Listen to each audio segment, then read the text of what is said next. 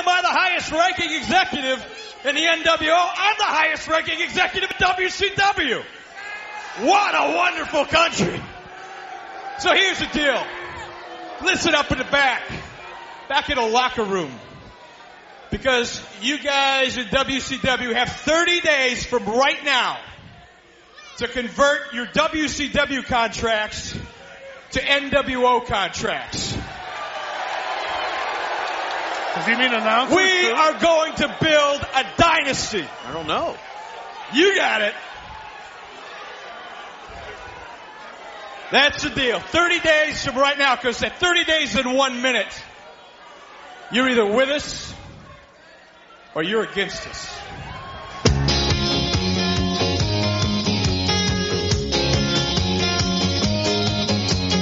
I've been watching you all night, 'cause everything about you, it's so right. The way you look, the way you move, the things you say, the things you do. Oh baby, I've been looking for you all my life.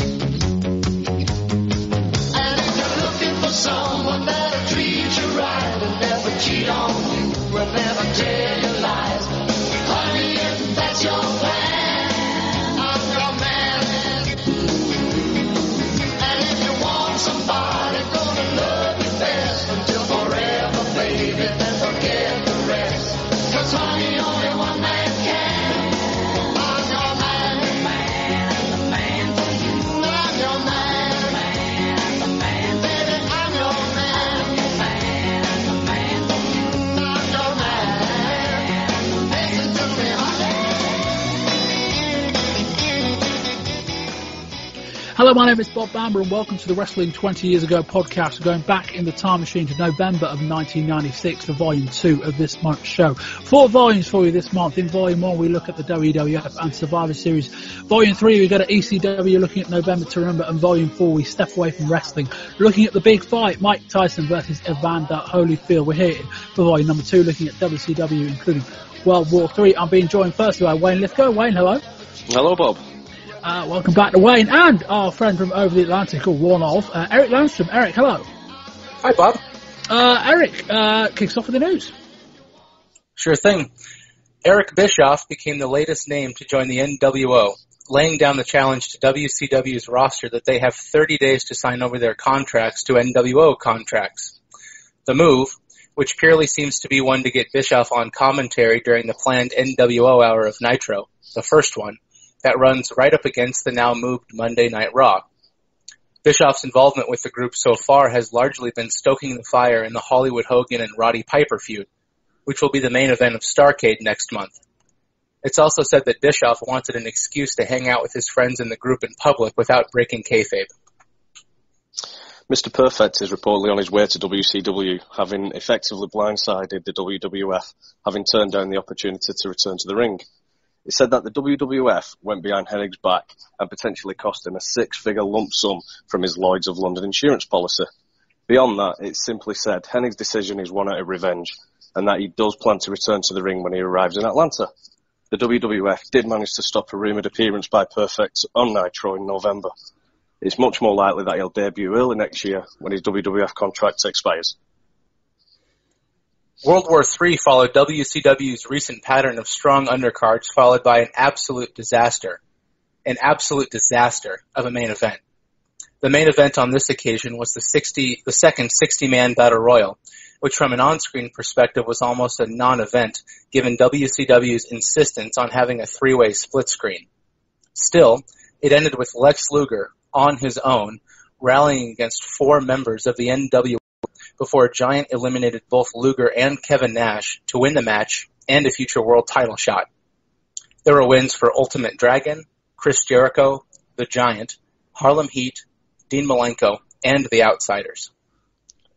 The future of Randy Savage is still unclear, but it seems less and less likely that he will return to the WWF, as they don't feel he's worth what they have to pay to get him. WCW have added a main event caliber dark match to the end of Nitro tapings, so that all the fans have something to stick around for. along with NWO Monday Nitro, a new pay-per-view in January slated to be an NWO pay-per-view. Plans for Roddy Piper call for the match next month to be a non-title match, which Piper would win, setting up a title match in February. Much like the Outsiders, it's said that one of the reasons for Sting's change in character is due to him being well ahead of schedule on contracted house show appearances. Mean Gene Okerlund is back. On television, they said he'd been on a long vacation. Contrary to what we said previously, he will be doing hotline duties again, as numbers dropped significantly without him plugging his one. And a quick reminder before we move on that we are on Patreon for $5 a month. You can get early access to shows like this and others, or if you just want to say thank you for our contribution to your lives on a monthly basis, looking back at wrestling from the mid-90s, you can find all the information about that on our website on patreon.com/wrestling20rs or in the podcast description. And on to the ratings for the month. 4 more wins for Nitro in the Monday night rating, specifically important due to Raw now being up against the first hour of Nitro rather than the second, or specifically as Raw's the first show went on at 7:57 to try and get a 3-minute jump on Nitro. The first day of the move, Raw did a 2.3 to Nitro's 3.4 on November the 4th. That was the Austin Pillman angle that we would have detailed in Volume 1. On November the 11th, Nitro did a 3.7 to Raw's 2.5. On November the 18th, the night after Survivor Series, Raw dropped to a 2.4 and Nitro a 3.2. On November the 25th, Raw did a 2.1 to Nitro's 3.1. It will come as a little surprise, but WCW are now front-loading Nitro. Obviously, the hour that's now up against Raw. And while they are up against each other, the ratings are closer, but Nitro is still a little bit ahead. But interestingly enough, on November 11th, Nitro finished on a 4.4 rating, having started 2 hours previously with a 2.7. And the quarter hour right after Raw went off the air jumped from a 3.2 to a 3.9, just to give you a bit of an idea of how those things are going. Welcome back to Nitro after an extended vacation. Mean Gene Okerlund. Gene, good to have you back. Tony, great to be back. I must owe you money. Diamond Dallas Page. It looks to me, now I've been sitting back watching here for the last few weeks, and it looks to me, don't call me stupid either, but it looks to me like you're being courted by the NWO. What are you talking about? Can we go back and take a look what has happened recently here on WCW Monday Nitro? I want to just refresh some memories. It certainly looks to me like Hall and Nash, and we know about how far you all go back. Well, everybody knows that Nash and Hall, I was affiliated with them a while ago. Here they are helping you, for crying out loud. They're going after one of your opponents. It is clear as day to me, and this capacity crowd here in St. Petersburg tonight. First of all, let's get something straight, Gene. DDP doesn't need anybody helping him in the ring today. Because anybody makes one mistake, that's all it takes. Bang! Diamond cutter. All right, you have now, wait a second. You asked me about Hall and Nash. Yeah, I used to manage Scott Hall, and I used to tag team with Kevin Nash.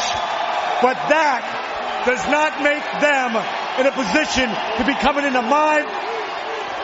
Hey, wait a minute here. Gentlemen, I think you have your own show. You don't need our time here, certainly. What were you going to say, DDP? What I said was it doesn't put them in a position to be getting in my matches. Are you courting this man? Hey, yo, Paige.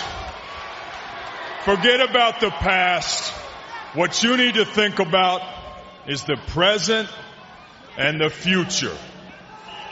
Here's your chance to jump on board the Black and White Express.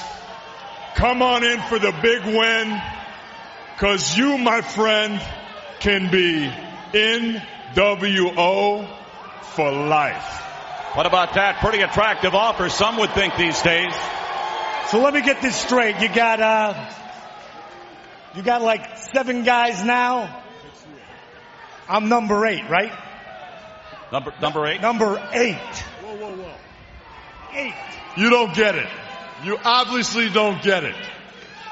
Everybody, hey, we could have came to you a lot earlier, but we didn't, and there's reasons. Everybody knows that professional wrestling is as political as it gets.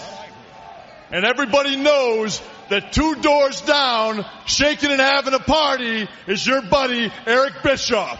He lives 2 houses down from you. You going there, man? You going there? Are you trying to tell me I don't deserve everything I'm getting?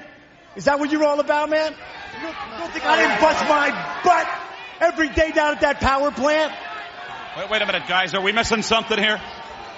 Yeah, obviously you don't get it. And don't get upset. We're not out here trying to disrespect you in any way. We were looking out for you. Hey, we knew. We came in here two desperados, bro. We came in here by ourselves. Yeah, Hollywood Hogan jumped on with us, but it took us a lot to convince him, and that shook up the wrestling world. And with the Hulkster, hey, we knew we were going to take this place over.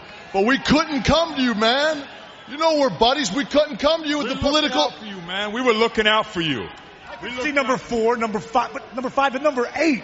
I mean, that's like totally different. Gentlemen, obviously... You don't get it. You're never going to get it. We open with an arena-wide shot showing Sting in the rafters and an intrigued NWO looking on. Tony Schiavone shows the new WCW Women's title, which will be a prize on offer in the upcoming tournament, and Larry Zbyszko then builds up Roddy Piper.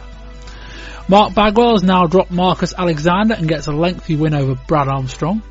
Diamond Dallas and Ice Train go at it, and the outsiders are looking on from the stands. Nick Patrick averts his attention, letting Hall and Nash attack Ice Train, and Page wins it with a diamond cutter. Marcus Bagwell leads out Scotty Riggs to face Dean Malenko. A bit of dissension between the American males lets Malenko get the 3. So far the males have been on screen for almost half of the first hour, and you get to hear their theme twice. We get insight into the Sullivan-Benoit situation before the Crippler, accompanied by a woman, beats Hector Guerrero. Last month's Giant Jarrett promo airs as we lead into hour number 2. Jarrett gets some more mic time, building himself, Flair and Piper, decrying Sting as the man in black looks on. Bobby Heenan joins Schiavone and Mike Tenay. Eric Bischoff is off seeing Hot Rods to try and sign Piper versus Hogan. Reina Yabuki faces Medusa in the first round of the women's title tournament. Medusa gets the win with a bridging German suplex. VK, or now simply Mr. Wall Street, goes down to Chris Jericho, Lionheart winning with a small package. Jericho then goes at it with Nick Patrick and his legal counsel. Teddy Long comes out for backup. Strangely, the lawyer gets the best lines in. We get a rematch of Booker T and Lex Luger after last month's count-out finish when Luger chased after Sting. Mirroring Sid in the WWF, the crowd are mad for Lex. An inadvertent distraction from the Colonel lets Luger get the win. We hear from Eric Bischoff by telephone, who says Piper is up for facing Hogan, but his management is another story. We then again see their promo from last month's pay-per-view. Hogan is out to talk about the sissy in the skirt and how Hollywood is WCW's master, including a cheeky plug for his new movie.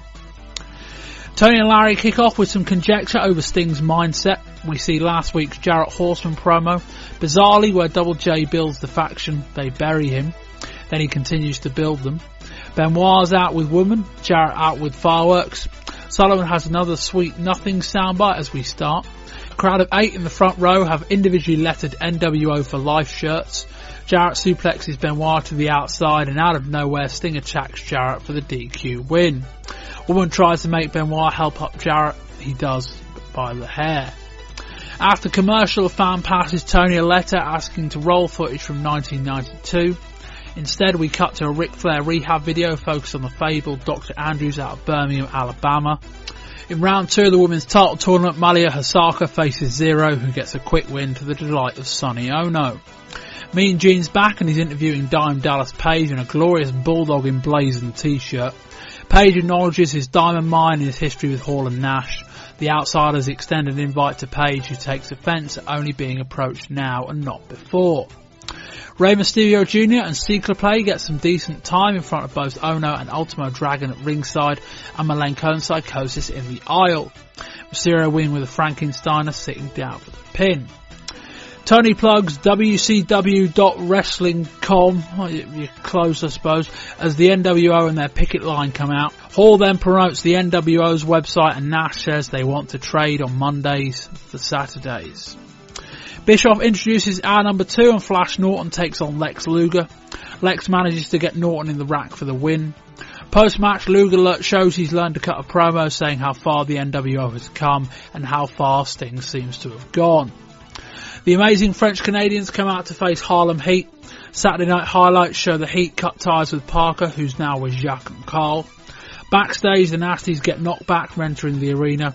In WCW fashion, the cut to the back misses the tag team finish, but it was all worth it as seemingly Ed Leslie is now in the picture. Yikes. Jericho and Conan go at it, Nick Patrick throwing it out after Jericho gets launched into him by Conan. Bischoff again promises to get to the bottom of it. Funnily enough, we're still waiting. Straight back, we get another rush job with Juventud Guerrera taking on the furriest man in South America in Miguel Perez. A sick bump to the outside where Juvi goes for a Hurricane Rana from the guardrail and gets powerbombed to the floor. Some no-selling later, Guerrera misses a 450 splash and Perez gets the win. Both trying their best to get their 10 pound of shit into a 5 pound bag. Thanks, Del. Mang and Barbarian beat the American males as Bagwell and Riggs' relationship continues to dwindle. Jimmy Hart then calls for the Face of Fear to get their rightful title shot. We then cut to the fabled 1992 footage from hour number 1, and it's fucking Roddy Piper singing. Hot Rod channels his inner Jason Donovan in perhaps the strangest segment of the year. Hogan comes out for his usual end-of-night spotlight promo. Miss Elizabeth is dressed up in a Santa dress to promote Hogan's new movie. He slates Piper and blows the NWO's own before posing. On November the 18th, we get a cold open with the Outsiders standing tall in the ring with steel chairs. The Nasties and High Voltage are already laid out. No commentary at this point as Hall and Nash take the mics and call out the Face of Fear. Cue a backstage brawl and we cut to commercial. After the break, Tony walks out and leaves Larry for not defending him.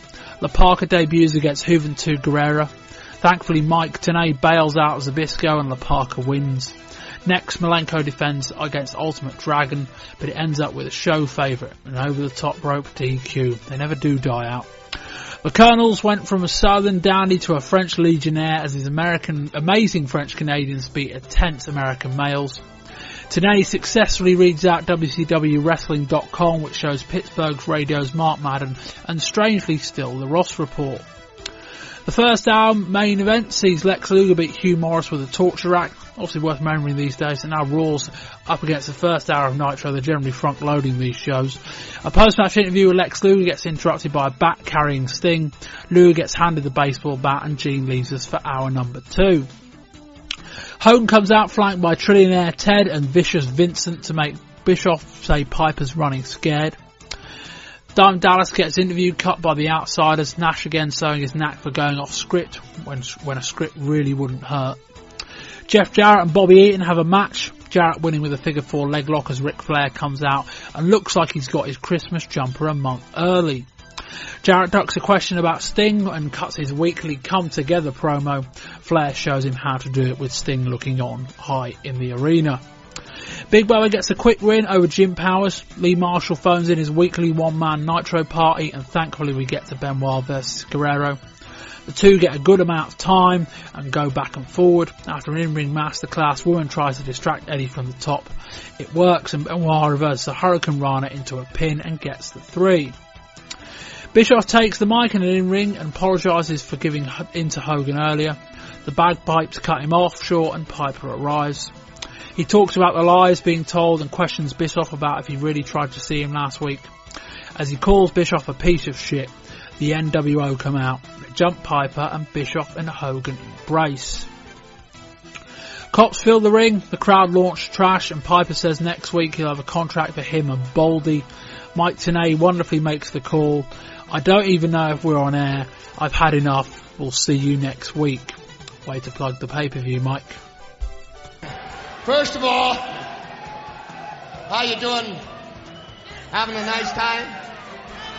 I'm sorry? I've had better. You've had better? Such a great guy. So you flew all the way to Portland to get this fight. You talked to my managers to get this fight. What'd you fight? First class coach, how'd you fly? First class coach, what was it? First class coach, how'd you fly? What airlines? What airlines? Be darned. And you come on up to my ranch. When you come up to my ranch, tell me, is the road crooked or is the road straight? Tell me, is the road crooked? I don't remember. Tell me something. You piece of shit! You are...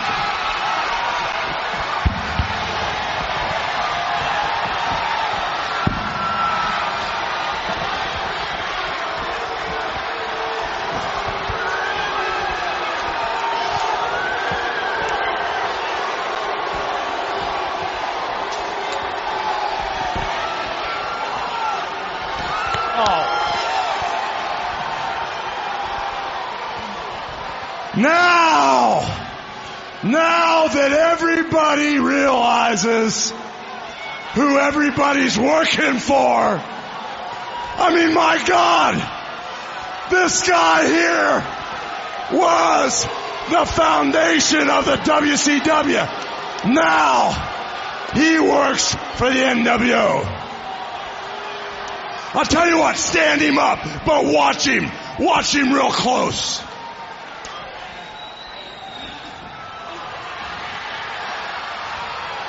Hey, you know something, Piper? You're a loser fighting a losing battle. You have never been anything in the wrestling business. And until you wrestled me, Piper, nobody even knew your name. Now, Roddy Piper is such a coward. He won't even sign a contract to wrestle me. And since you won't get in the ring with me, Piper, you will never be anything, my man. I think it's time to teach you a little respect, Piper. And we come back and we'll start straight off with the pay-per-view. Eric, you can kick us off with the results. Sure. Ultimate Dragon with Sonny Ono defeated Rey Mysterio Jr. in a singles match for the J-Crown Championship in 1348. Chris Jericho defeated Nick Patrick in a one-arm tied behind my back match in 802. The Giant defeated Jeff Jarrett in a singles match in 605. Harlem Heat with Sister Sherry defeated the Amazing French Canadians with Colonel Parker in 914. Because the Heat won the match, Sherry got 5 minutes alone with Parker. However, she won the match by countout in only 1:30. Dean Malenko defeated Psychosis for the Cruiserweight champion in a match for the Cruiserweight Championship at 14:33. The Outsiders defeated the Faces of Fear and the Nasty Boys in a triangle match for the WCW World Tag Team Championship in 1608. And the Giant won the 60-man World War III Battle Royal by last eliminating Lex Luger. The competitors in the World War III match were as follows: Arn Anderson, Marcus Bagwell, The Barbarian, Chris Benoit, Big Bubba Rogers, Jack Boot, Bunkhouse Buck, Cyclope, Disco Inferno, Jim Duggan, Bobby Eaton, Mike Enos, Galaxy, The Giant, Joe Gomez, Jimmy Del Rey, Johnny Grunge, Juventud Guerrera, Eddie Guerrero, Scott Hall, Prince Iakea, Ice Train, Mr. J.L., Jeff Jarrett, Chris Jericho, Kenny Chaos, Conan, Lex Luger, Dean Malenko, Steve McMichael, Meng, Rey Mysterio Jr., Hugh Morris, Kevin Nash, Scott Norton, Carl Ouellette, Diamond Dallas Page, La Parka, Sergeant Craig Pittman, Jim Powers, Robbie Rage, Stevie Ray, Lord Steven Regal, The Renegade, Scotty Riggs, Roadblock, Jacques Rougeau, Tony Rumble, Mark Starr, Rick Steiner, Ron Studd, The Taskmaster, Six, Booker T, Squire David Taylor, Ultimo Dragon, Liano 4, Michael Wallstreet, Pez Watley, and Alex Wright. As always, an incredible effort. I don't think it's kind of a rite of passage on this show when new people come on and we force them to read out a long list of names. Wayne, what do you think of this show? I thought it was a solid undercard that quickly went downhill. But again, goes to show that gimmick matches, gimmick main event matches, whether it's War Games, World War III, or what we saw at Uncensored that not that long ago, just goes to show that WCW can't put them on. Eric. Solid show from an objective standpoint. A lot of good cruiserweight action. Dragon and Ray did what they do well. I found this show, though, completely unmemorable. I didn't think it was a necessary show at all. And personally, Bob, I'm not a big fan of the cruiserweight style, so there just wasn't a lot for me on this match, or on this card. No, it's not a great sign when the two matches I enjoyed the most, excluding the main event, because that's got nothing wrong with it. The two matches I enjoyed the most were probably the two worst matches on the show, in that I had enough issues with the cruiserweight stuff, as we'll get to, where I don't think they worked. The main event, from an execution standpoint, was a disaster, and from a booking standpoint, was probably even worse. And we'll get to that. I think probably best as we get to it. We're in Norfolk, Virginia, and Dusty Rhodes and Bobby Heenan join Tony on the call. We open up with Rey Mysterio Jr. versus the Ultimate Dragon with Sonny Ono for the J Crown Championship. J Crown is basically just Ultimate Dragon having a lot of title belts. Like 8. He only carried about 6 out there, because one of them, funnily enough, was the old WWF Lightweight Championship, and they weren't going to put that on television. But yeah, a little bit strange. Anyway, he's defending them tonight, for what that's worth. We're in the top left of the 3 rings. Dragon starts with a double arm lock. Mysterio counters, then goes for the leg. Dragon counters back into an arm lock. We get a series of unnecessary flippy stuff. We end with 2 missed kicks and a double kip-up. Mysterio ends up on the apron. Dragon hits a springboard dropkick off of the second rope, sending him to the floor. Mysterio comes off of the ropes and Dragon just throws him in the air. Dragon catches Mysterio into an airplane spin before dropping him onto his back. Dragon hits a powerbomb, holds on, then sends Mysterio the other way, dropping him on the top rope. We get a big swing. Dragon falls on his backside, which elicits a pop from the crowd. Dragon hits a brainbuster, 2, a small package, another 2, a jumping tombstone, another 2. We spill to the outside, another tombstone pile driver, and a slingshot splash from the ring to the floor from Dragon. It's been all Dragon this match. I'm a big fan of Sonny Ono fanning Dragon as he's on the floor on the outside with a fan. We go to the top. Dragon hits a Frankensteiner for a 2. Can't remember the last offensive move Mysterio got in. A running sit-out powerbomb, only a 2. Mysterio rallies, hits a springboard moonsault, misses, and nearly wins with a 2. Mysterio sends Dragon to the outside, then hits a springboard plancher. We get an exchange of pins in the ring. Mysterio does a cartwheel into a victory roll for a 2. Mysterio goes on the apron, jumps onto Dragon's shoulders, who catches him, turns around, bounces him off the top rope, and then hits a sit-out powerbomb, and Dragon picks up the win for the 3. Wayne, what do you think of this? I thought it was a very enjoyable opener. Admittedly, it was just a glorified squash match for Dragon. But I was very impressed with Ultimate Dragon as well. But I suppose that's what happens when it's a showcase match for him. I'm going into it now, looking forward to watching Malenko and Dragon match up. I'm really looking forward to seeing that. It was a good finish, but it was as much as I enjoyed it, it did feel a bit strange to see Rey Mysterio they'd built up over these last few months being a squash match like that. Eric. Bob, is it my memory that you're not a big fan of the cruiserweight style? You'd be correct. Well, that's mostly true, yeah. Yeah, me too. And this match was a perfect reason why I am just not a big fan of this style. Cruiserweight style, to me, tests the bounds of suspension of disbelief as much as you can in wrestling. When you go through your moves, your match summary, Dragon hit multiple tombstone pile drivers, running power bombs. There was a Dragon suplex where Ray landed square on the crown of his head, all 2 counts. And then the end of the match comes with another just random power bomb. I get that these matches are exciting, and truly these guys did put together a pretty good match for what it was. But to me, when the moves and psychology don't matter, I don't care. And so objectively a good match, but not for me. Yeah, I don't think it was the worst cruiserweight match on the card. Let's say that. But yeah, my big issue with this match wasn't that, I actually kind of think it kind of helped that Dragon was controlling the match, in that it meant it was a bit more physical and a bit less high-flying than we see from Mysterio. I just didn't understand why Dragon just beat fuck out of him for about 90% of the match.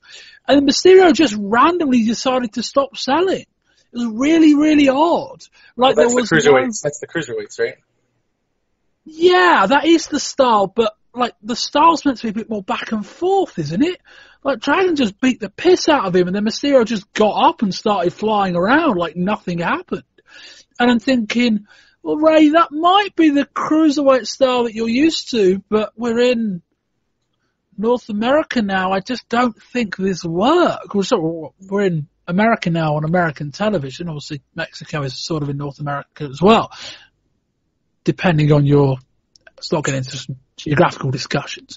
But Rey Mysterio was on the back foot for most of this match, and there was no rally, there was no like big moment where Dragon crashed and burned and then Mysterio kind of rallied into the match. He just got up and carried on. It was like, that was a bit weird. And yeah, like, Eric, do you agree with the sentiment that Wayne made, that it was a bit odd that Mysterio's been on television for 6-7 months, or it feels like that now, and he basically just got hammered?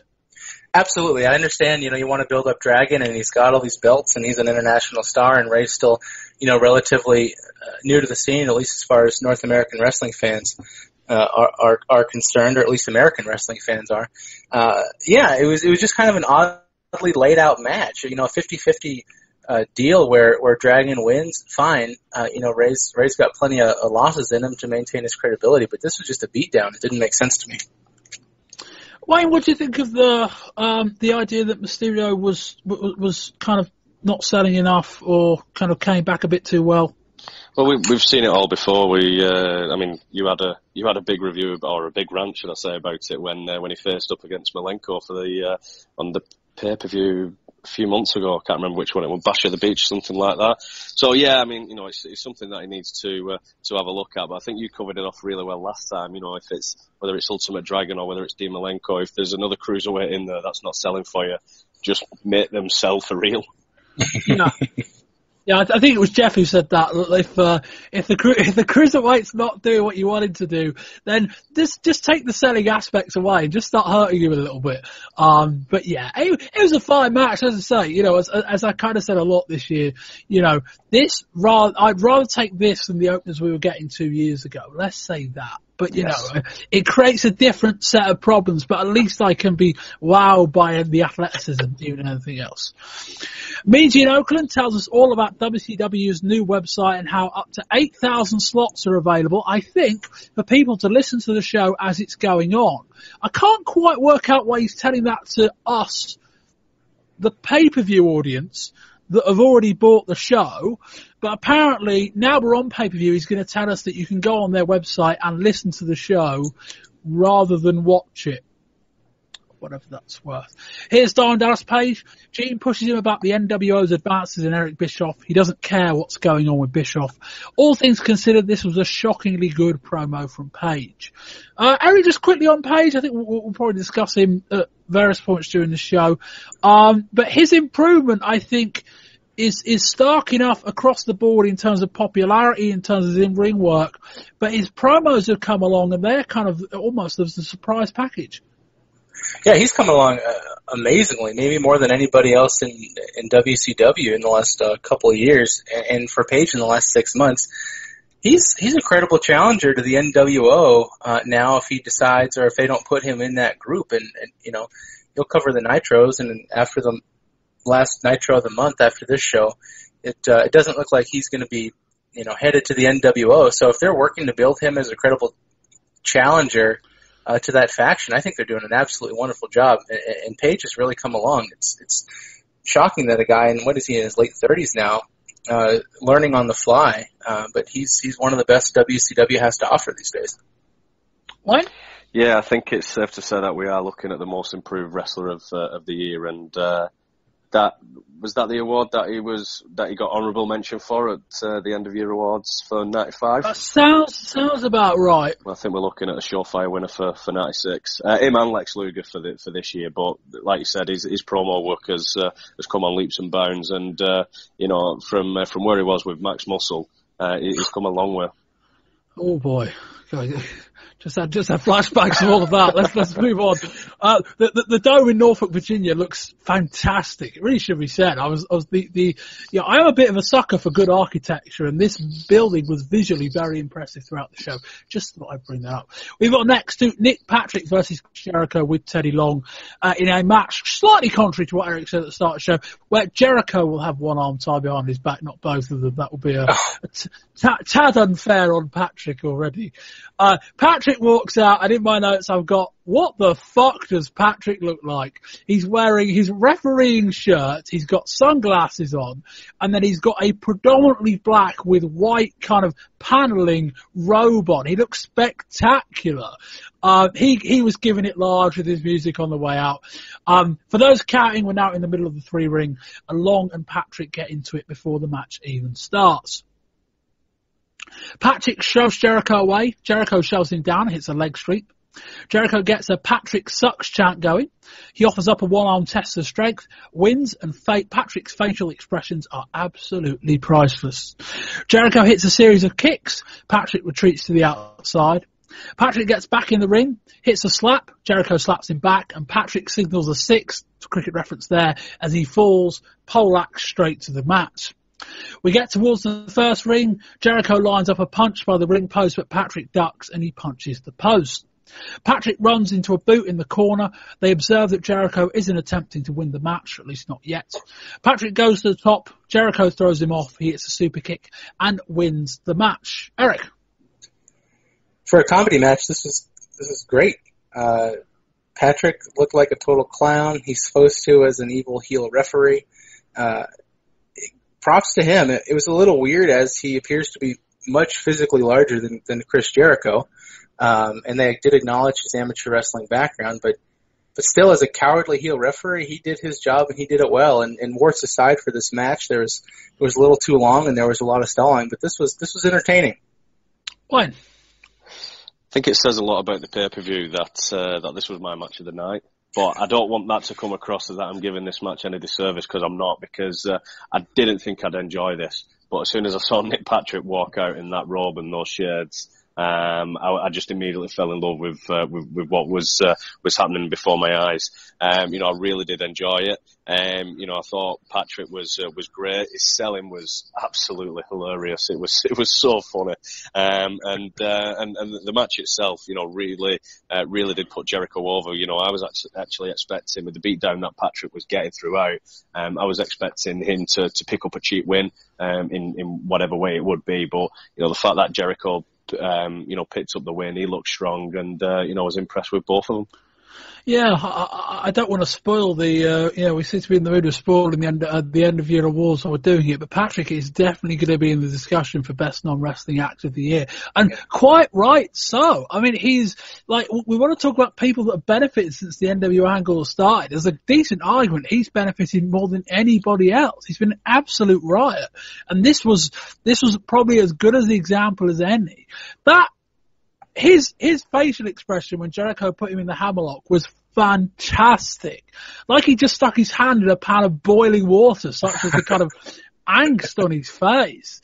And he made it work. And Jericho's kind of struggling for a role, struggling for a bit of personality, I think. And Patrick kind of saved this match from that perspective. I mean, Jericho, fair play to him. He was able to put on a decent wrestling match with one arm, which can't be that intuitive to guys that obviously won't have done it before, or certainly not outside of any similar gimmick matches they've done previously. But this match was all Nick Patrick in terms of the facial expression, in terms of his cowardly behaviour, in terms of his walkout. I don't think it should have been a second longer. I was beginning to think at the end, this is just starting to drag. And then Jericho hit the super kick and won. I thought, yeah, you got just about as much out of this match as you could have done. And I agree with Wayne. Like, you get to the end of the show, and Eric, was this the most memorable match on the card?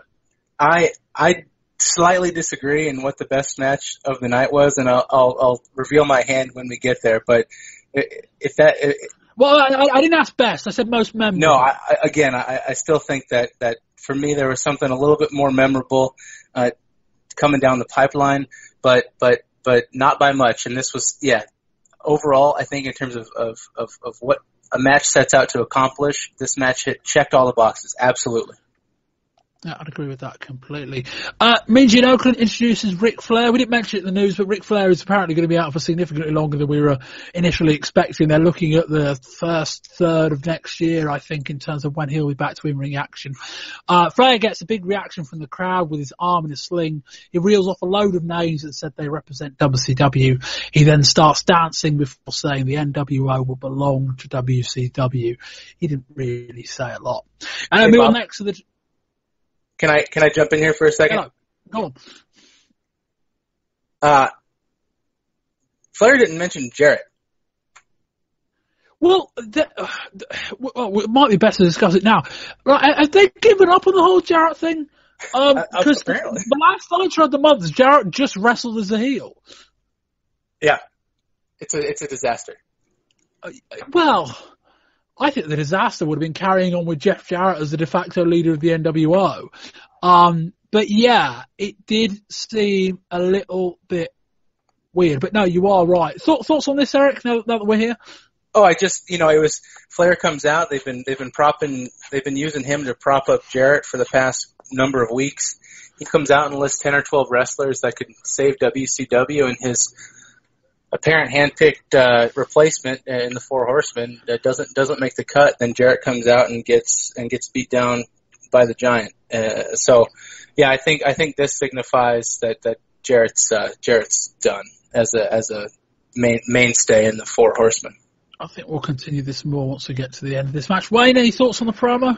Well, the promo itself is, it's just Flair being Flair. He doesn't even have to say much. Just comes out, struts, dances a bit, woos, and jobs are good. But just to touch on that Jarrett one, I think WCW have finally come to realise what they've got on their hands now. He couldn't really do much in WWF, and he's sure not going to be able to do it as face or heel for WCW. Yeah, the buyer's remorse, I believe, is the line. And God, they bought him long enough ago, and they worked out the deal about a year ago, I think. They had to let Jarrett sit out his contract. They had 7 months to review tapes of his run in WCW. Apparently didn't.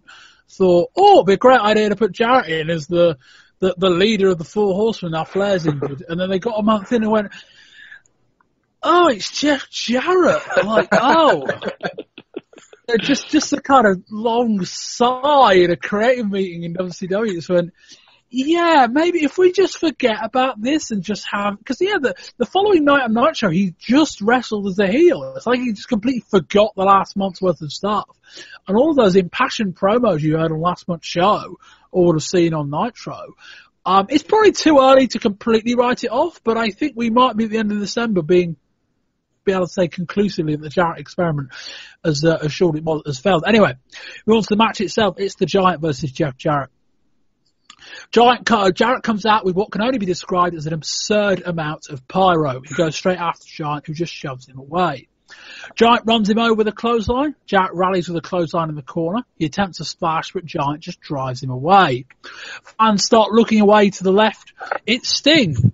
And let me tell you, the Norfolk Scope is a big building, and Sting was on basically the walkway right at the top of it. He is a long way up, and as a result, it's a long way down. They want Sting to get through. And probably not a good sign for Jeff Jarrett that they decided to reveal Sting about halfway during this match and then have the match continue while Sting made his slow descent round the outside of the arena, basically, down through a long list of fans into the crowd. Anyway, boot, then a leg drop. Jarrett comes off to the top with a crossbody. Sting is still coming, but it's a long way to go. Jarrett sends Giant over the top. Sting is finally in the ring. With the ref counting, facing the hard camera, Sting walks in through the back, grabs Jarrett by the hair, hits a slop drop, which apparently is his new move, reverse DDT. Jarrett returns to the ring, hits a big choke slam, and that will do that. Wayne? This is where it started going downhill now. nothing of note at all. I think, you just said it well in the review there. The fact that he covered Sting off halfway through the match, and pretty much just carried on showing Sting walking down through the crowd and into the ring, says more about what, they actually think about this match as a whole. And I can't disagree with them, really. It was just more to showcase, Sting as, as this new character that he's portraying. And I was actually thinking that it was maybe there to set up Sting and Double J, but obviously the next night on Raw with what happens with Rick Steiner, maybe that's not the route that they're going to be going down at all. But yeah, it was just more of a match for Sting than anything. Eric, I don't have much to add. This is just kind of a nothing match. This Giant Jarrett feud hasn't gotten anybody over, the focus was clearly Sting, and to add more confusion onto that aspect of it, Jarrett was just a bystander into a bigger picture here. So, yeah, kind of a nothing match. Glad that Giant won clean and put Jarrett out to pasture. He didn't really win clean, did he? Well, not clean, but he won 1, 2, 3 in the middle of the ring, Oh, okay. Yeah. Rather than a DQ and a proper schmoz. All right, I'll give you that.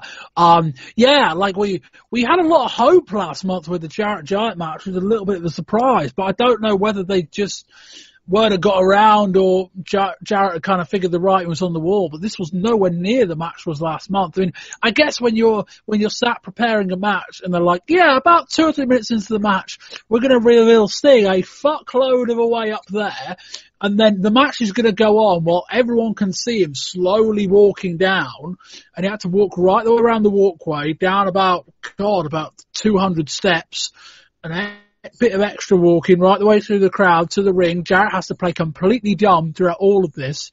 They have to time the bit with Giant getting turned to the outside. And then there's this weird thing where Sting will grab someone by the hair. He's done this a couple of times now with this new finisher. And they are apparently paralyzed from doing anything about it.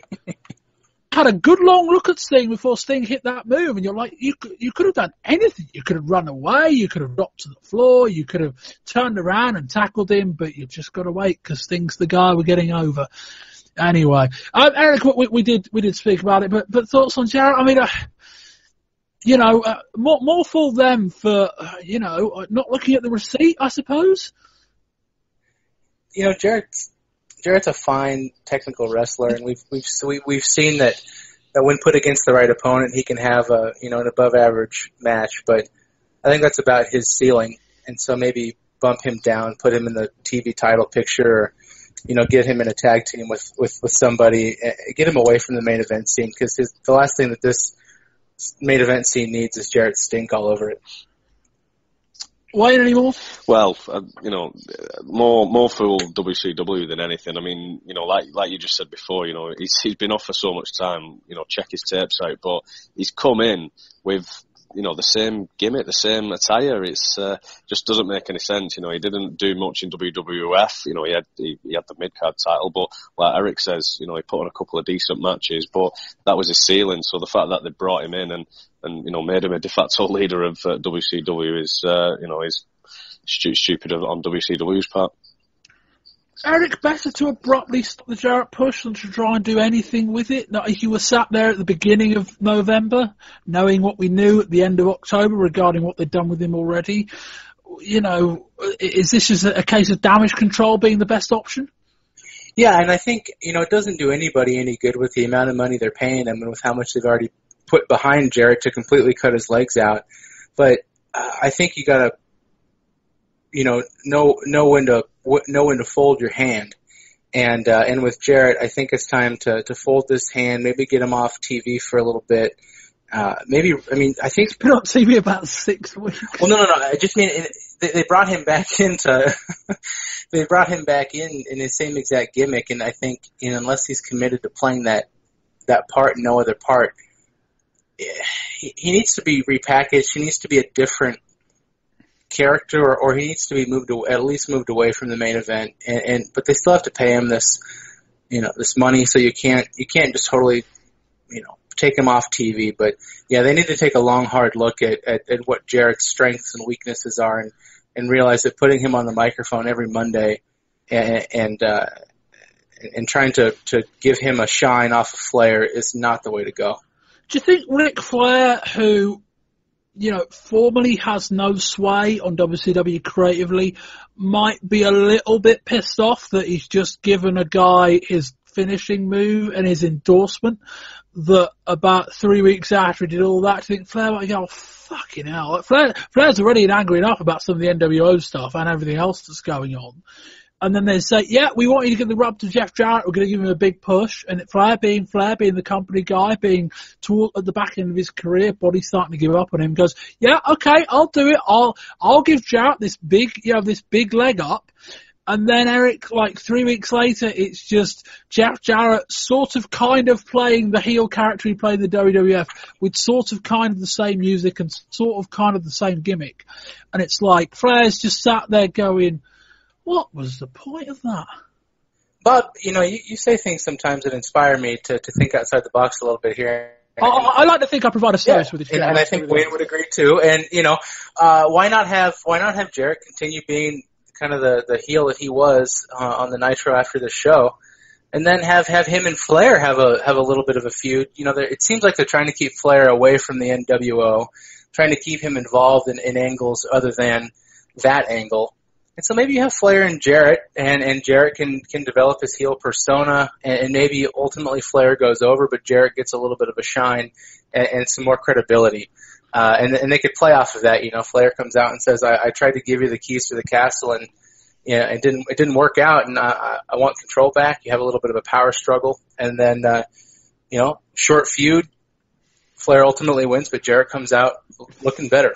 I don't know. That's the best that I can come up with for Jarrett. Probably worked better if Flair wasn't out for about 4 months with a shoulder injury. Right. Exactly. I don't know how you get out of that. Wayne, any more thoughts? I feel like we spent a disproportionately long amount of time talking about Jarrett as it is. I was going to say Double J's had far too much of my time. Right. You believe this? Mr. Piper, I thought I'd let you know that Hollywood's a little busy.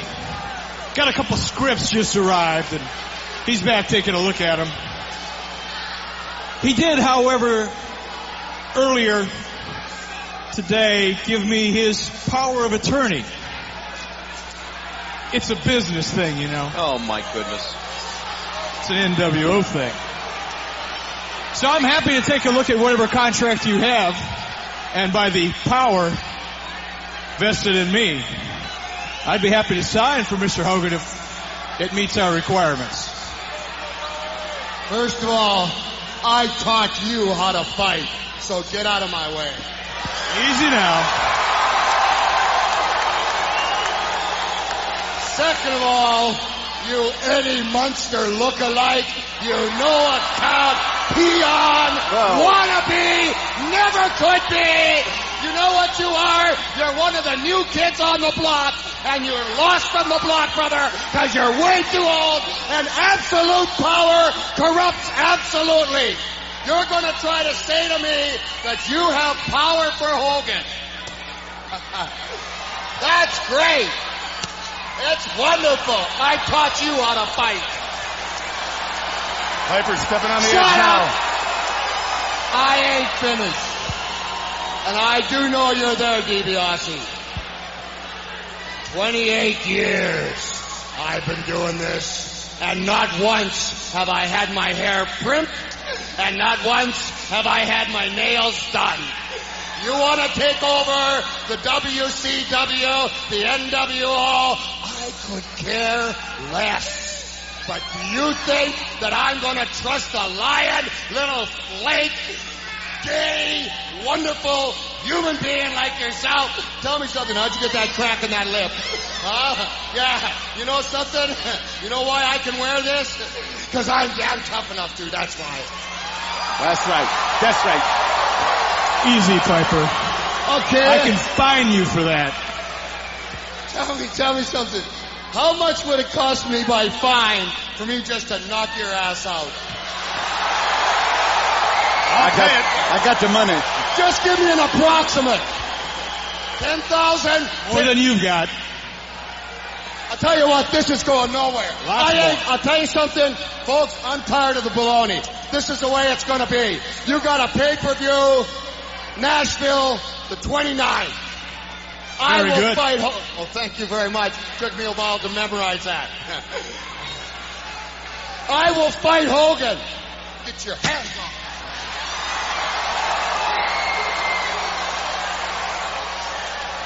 I will fight Hogan, but I'm going to tell you this.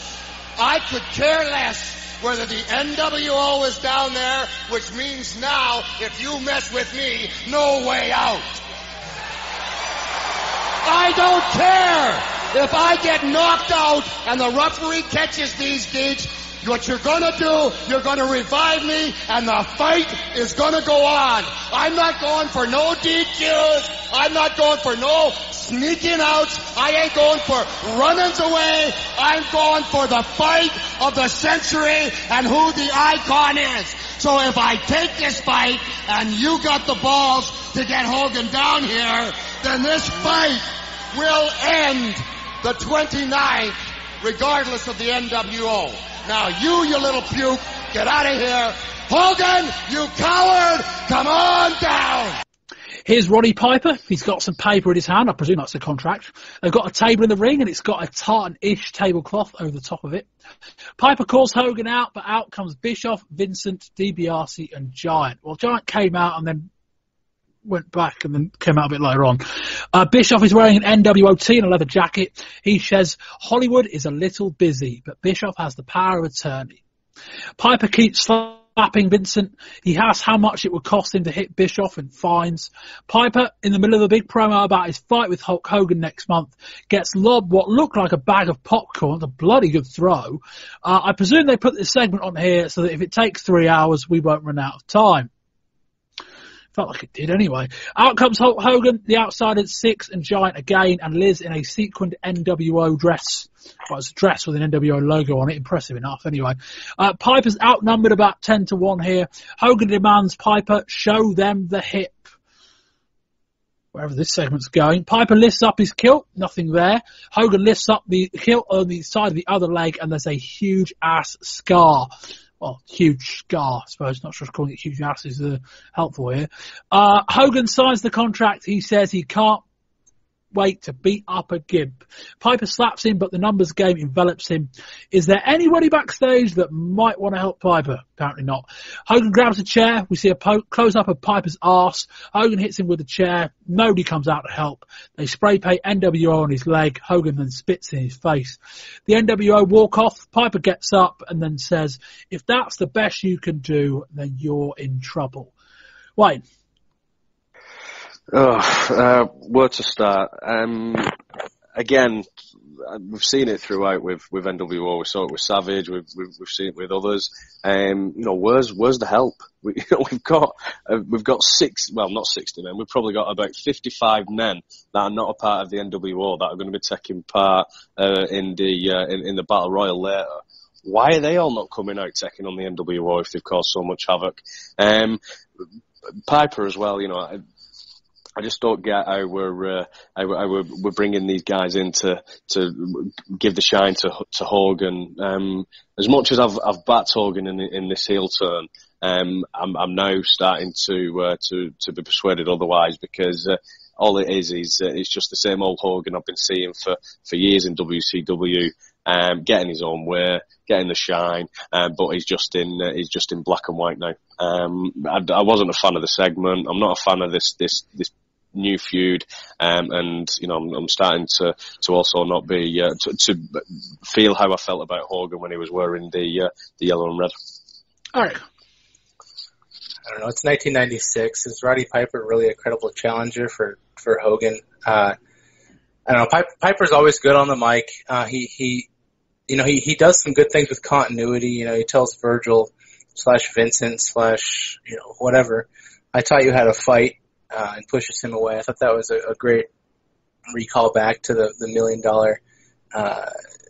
feud with $1 Million Man that Virgil had when he solicited Piper to help him. Little things like that, help this segment boost it up. But I can't believe that WCW is not only trying to sell their WrestleMania on a Hogan Piper match, but they're trying to convince everybody that it's the match of the decade, match of the century. Maybe the match of the century in 1984, but not now. And I was going to say match of the decade, but the wrong decade. Wrong decade. Exactly. And so this is just problematic, and I don't know where it's going, and I don't know if Hogan wanted to bring in Piper just to say he finally got his clean win over Piper. I don't know where this is going, but boy, this just does not inspire confidence in the WCW main event scene moving forward.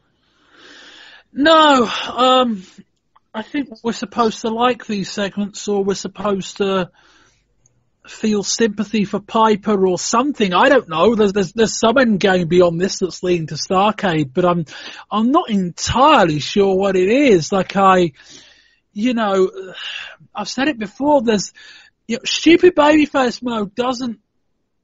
I've never seen it work. And like Piper walking to his own death, trying to have a fight as he did here and on the Nitro. Was it before? Was it before Eric or was it after? I think it was before. It was after Bischoff, after he exposed Bischoff. That's right. And they came down. Yeah. Piper trying to walk into a massacre doesn't particularly make me side with him. And Piper not having any friends from the back that want to come out and maybe just watch his back. I'm not saying you've got to start a fight, but you can prevent one from happening. The fact that nobody does that tells me that there's, with Piper not seemingly have any support from the back, which is a bit weird in itself. More on that later. But yeah, it just, I don't know, like the whole thing seemed a bit weird, I already feel like Piper's at disadvantage enough. Why reveal that he's had a lot of hip surgery? Like, how does that get me excited for Roddy Piper in a main event in 1996? Reminded me the guy's really, really old and really, really broken down. Like, why is Roddy Piper leading? We talk about Jarrett. At least Jarrett's a full-time guy. Why is Roddy Piper leading the charge against the NWO apparently on his own? And the segment didn't really go anywhere. I mean, I think it's positive build. I think people were, I suppose the goal was to make people more interested in Piper and Hogan as a result of the segment they would have been otherwise.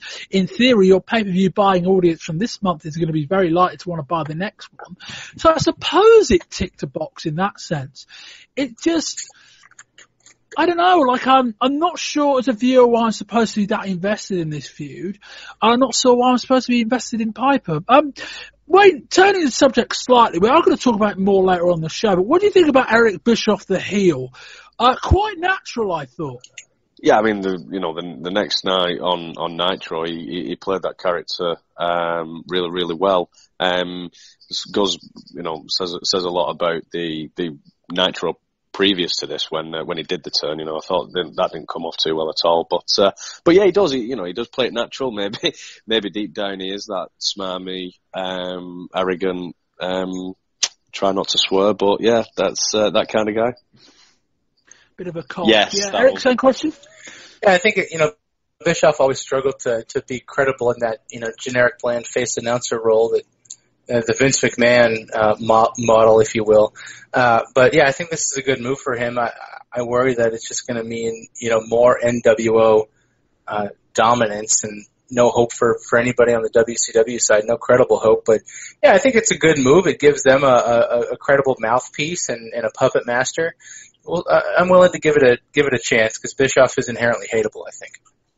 We will talk about that more later in the show. We move on next to the amazing French-Canadians Jacques Rougeau and Carl Ouellet with Colonel Parker, who's now on their side, versus Harlem Heat, Booker T. C. Ray with Sister Sherry. Parker is dressed like a trooper, I think, or something like that, or a Canadian, whatever. He looked decent. Anyway, more noteworthy than Colonel Parker usually does. Anyway, we start out with Rougeau and Booker. Booker hits a nice sidekick. Ouellet levels Ray with a clothesline, then hits a big splash in the corner. Booker splashes Ouellet's head off the top rope. He follows that with a lovely scissors kick. Booker spins to his feet and hits a jumping sidekick. He fucks up being thrown to the floor, so Rougeau helps him over the top so Parker can get some boots in. Rougeau body slams Ouellet onto Booker. Ouellet flips Booker over with a clothesline. The crowd are incredibly flat. Stevie tags in. Gorilla presses Rougeau onto Ouellet. The ref gets squashed in the corner. Goes down. I sense some Parker and Sherry shenanigans coming. We get a double team spike pile drive by the Canadians. Here comes the table. They lay it across the top rope. They then put the ring steps underneath it. Then get another set of ring steps. And there are 3 rings. There's a lot of steps as well. Get another set of ring steps and put that on top of the table. What the fuck is this? I've got in my notes. Ulay comes off of the top steps by holding on to Rougeau's hands with a flip plancher, but Stevie moves and he hits the deck hard. Booker then hits the Harlem Hangover and the Heat win. Sherry wins 5 minutes with Colonel Parker. It's not very long, so I'll go through that now. Technically, I think it's meant to be another match. Sherry levels Parker with a right, then a 10 punch in the middle of the ring. Sherry clotheslines Parker, and again, Dusty is losing his mind on commentary. Sherry goes to the top, hits a crossbody, but Parker kicks out. Rougeau then pulls him out of the ring and leads him away as Sherry chases him desperately to the back. Eric, thoughts on this? Forget about the Canadians versus the Heat. This Sherry Parker, the minute and a half that they were given, this was the most entertaining part of the night for me. And, it's stupid, dumb fun, but why else do you watch professional wrestling? Dusty Rhodes, give that man a medal. He made this so entertaining. I was laughing hysterically, uncontrollably. The Canadians Heat match was nothing. Good to see the Heat win. I don't think the Canadians are destined for much here in this WCW run, but my goodness, the Sherry Parker match was as dumb and as unnecessary as it might have been. Sprinkle in some Dusty, and that's what I think I came away from with this show as the most memorable segment. Wayne, you're coming up on 2 years on this show. Are you not as bored as I am of this Parker and Sherry stuff? Well, I was just going to say that, just to carry on what Eric was saying, if it was the first time that I would have seen Sherry and Parker in the ring and Dusty going wild, I would have been exactly the same, because that's what I was like when it was the feud with Bunkhouse Buck and Dirty Dick Slater, when they had the mixed tag. We just seem to have come full circle. We're back to square one again. I feel sorry for Harlem Heat in all of this, because they've had to take a bit of a backseat on this particular feud, because it has all been about Sherry and Colonel Robert Parker. But the fact that we've come full circle and as I said, back to square one, just doesn't make any sense at all. Come off the top with a big crossbody ahead, and then we're going to pretend she's had amnesia and she's now really in love with Colonel Parker again. We're just going to keep going and do that storyline again, showing nightmare flashbacks to all of that. Yeah. What do you think of the match? Well, again, it was just another match that was put together to showcase something else, and that being the cumulative effort of Sherry getting her hands on Parker. Eric, any more on the actual tag match before the extra match? Just that the Heat seem to be destined for bigger and better things, and I hope they get there. Especially Booker T. It's clear that he's head and shoulders above everybody else that participated in this match. Yeah, he was. We've seen Coley last year as Jean-Pierre Lafitte be quite good, but I wonder whether that was just because he was in the ring with Bret Hart. But yeah, Stevie's okay. Booker T is the only noteworthy, watchable thing from this match. I kind of agree with Wayne. The Harlem Heat are a really good tag team, and too often they have to be a really good tag team by fighting through a load of shit.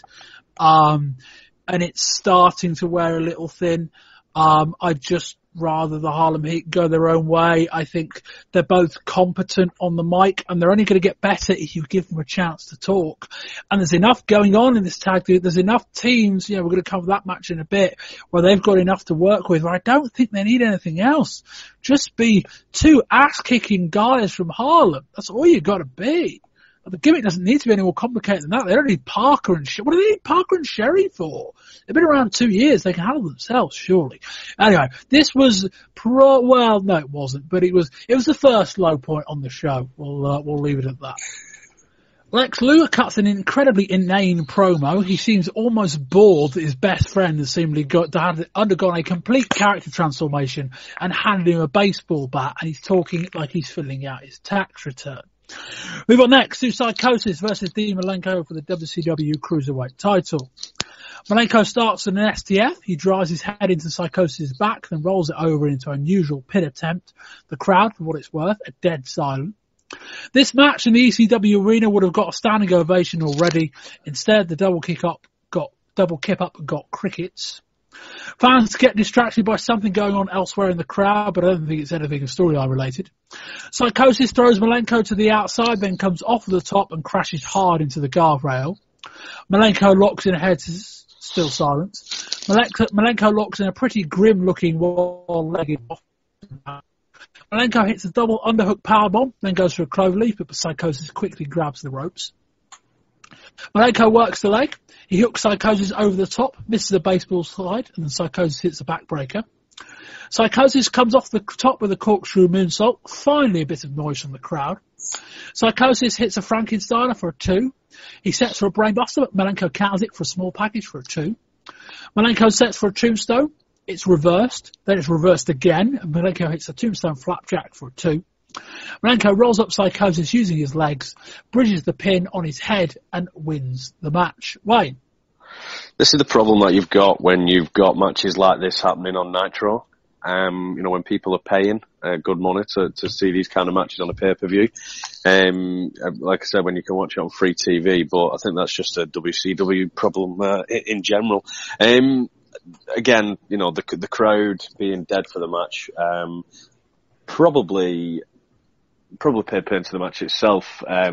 Maybe Malenko and Psychosis would have got into it a lot more if the crowd was into it. But I think halfway through, I could tell that these guys were just not putting or giving 100% because no one was invested in the crowd. The guys, it was a good finish at the end. I thought that tombstone reversal was very well done. It's a shame that we'd already seen a tombstone pile driver in the other cruiserweight match, but then the bridge roll at the end to set up with a win was nicely done. But I think I'm just papering over the cracks with that.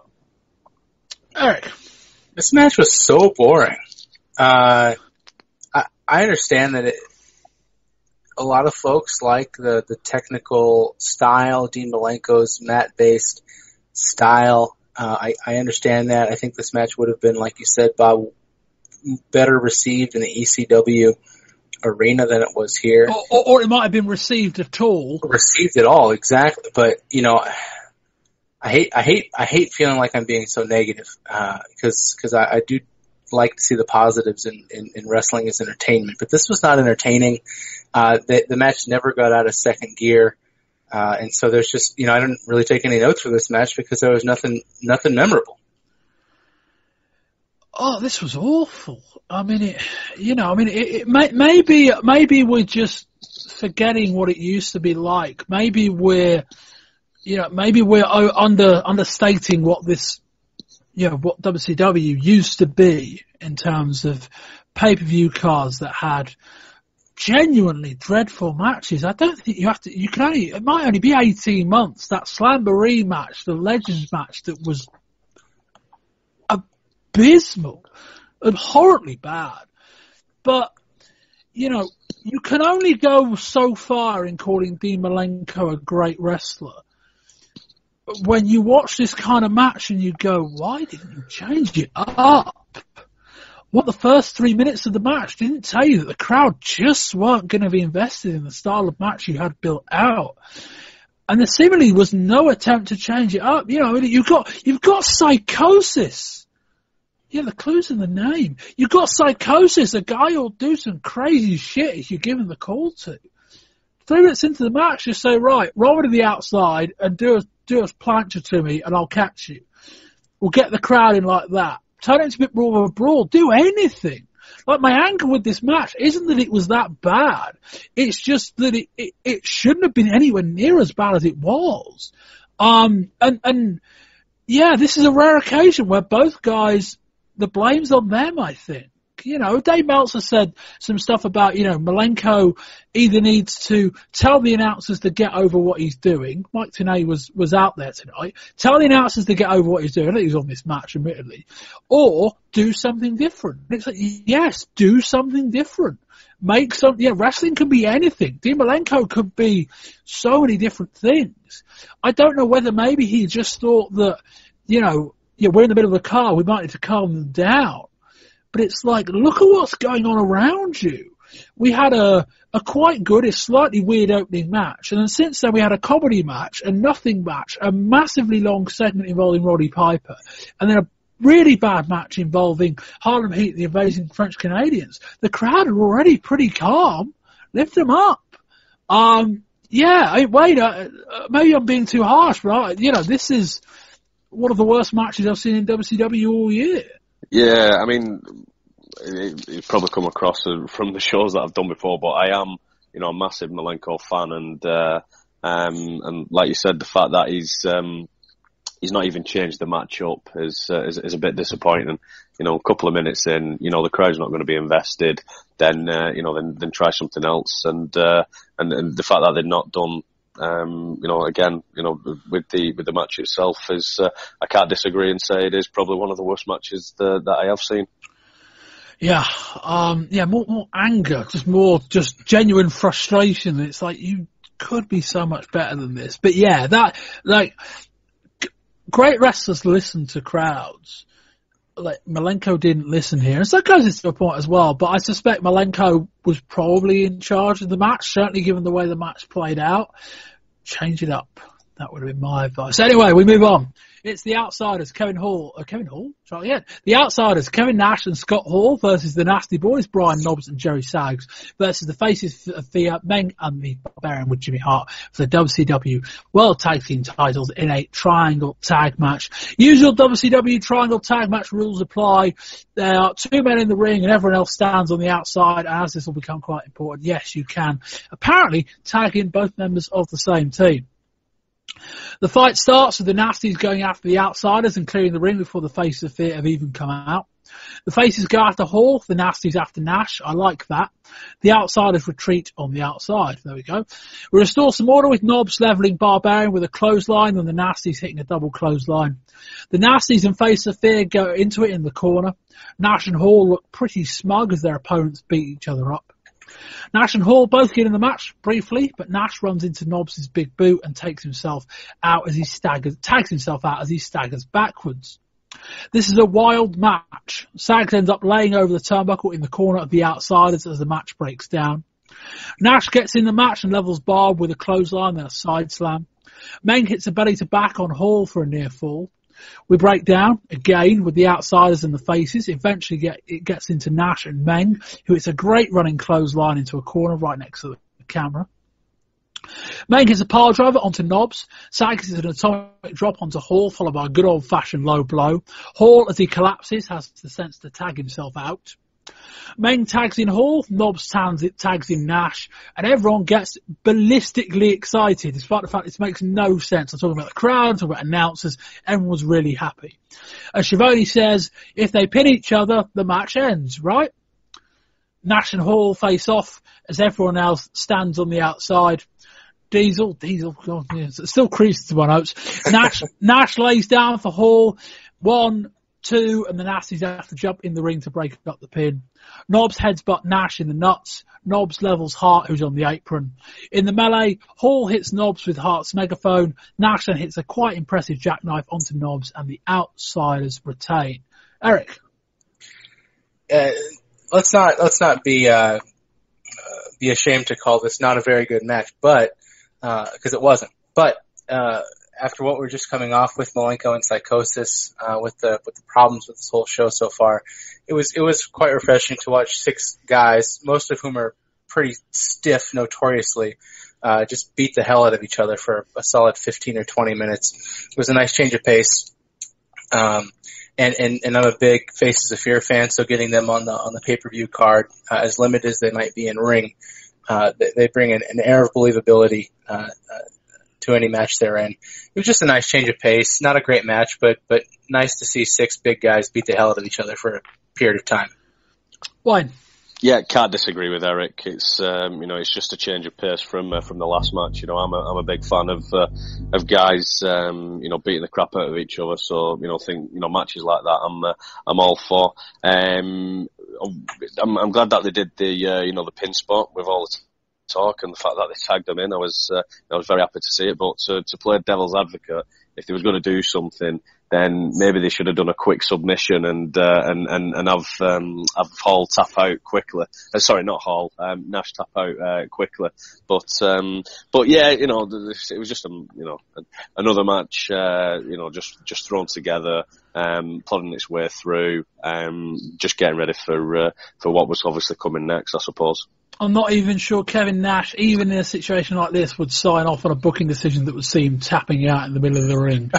even one that benefited his own team. Eric, you said earlier on you don't like the cruiserweight style. I really like this style of wrestling, and this was a lot of fun. I mean, there's you can sit there and pick holes in it in terms of, they missed that spot. Yeah, this wasn't very well coordinated. Who gives a shit? It was 6 big guys, all really solid, stiff workers, just going at it, and it made sense. That was the thing. You look at the previous match, and it's like, well, when Kofi Psychosis are wrestling for the title, what do we really know about it? Why are they rivals other than the championship? What does it matter? These guys have all got beefs with each other, and they just beat. We're going to come to the main event. I just like the start of the match. They went, right, no, 2-on-1 against the outsiders. We've got the numbers advantage. We're going to take it. The match breakdown.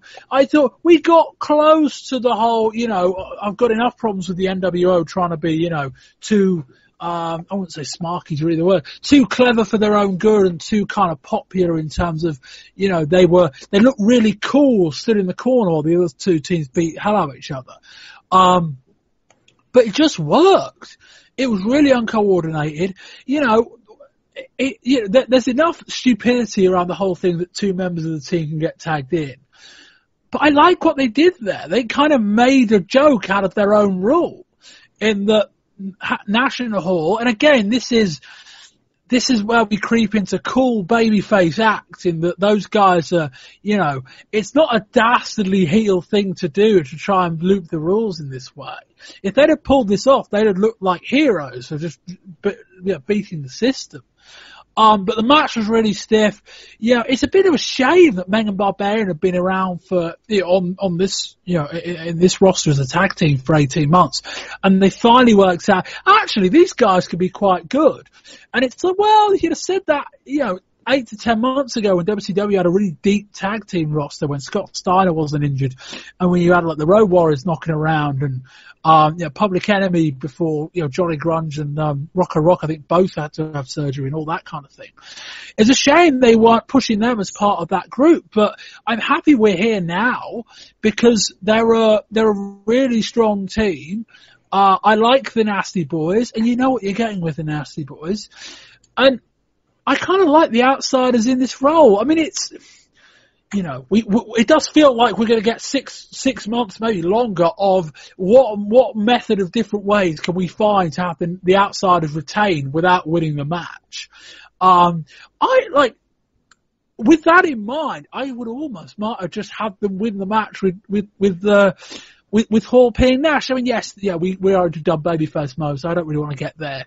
But yeah, I just thought this was really fun. Eric, I take it this was the match you're referencing as the one you thought was the surprise on the card, and probably the best match of the night. Yeah, that's exactly right. The Sherry Parker match made me laugh, but this was truly the match that I was waiting to talk about, in that I just love watching 6 300-pound guys beat the ever-loving piss out of each other for 15 minutes. The thing about Hall and Nash is I think they're a really good team. It's good to pair them together, not so much because we're emphasizing their collective star power, because they could clearly be bigger stars as single acts. But if you look at the WCW tag team division, you have Faces of Fear and the Nasties, or brawling, not technical teams. Then you have the Heat, which are, a little bit more of a traditional wrestling tag team. And then you have the Steiner brothers, who are probably the most talented tag team on the roster. And the outsiders could probably have good matches with all of them if you look at Hall and Nash's skills. And so, yeah, I think this bodes well. I think the tag team division's in pretty good shape. And it was good to see that, the Nasties took the pin. So maybe we can get some more Fear versus outsiders down the road. And this sets up nicely to move the Heat and the Steiners whenever Scott is healthy into that role. Wayne, is it fair to say this is probably a less than ideal use of Nash and Hall? I know I'm kind of contradicting what Eric said slightly, but more in the sense that it feels like they're a tag team because there's no good singles opponents for them. That and the fact that they're probably having to take a bit of a backseat to Hogan. That too, and that's kind of bubbling under in terms of the news and stuff. In terms of there's some, I think we mentioned that last month. In terms of there's some stuff going on there as well.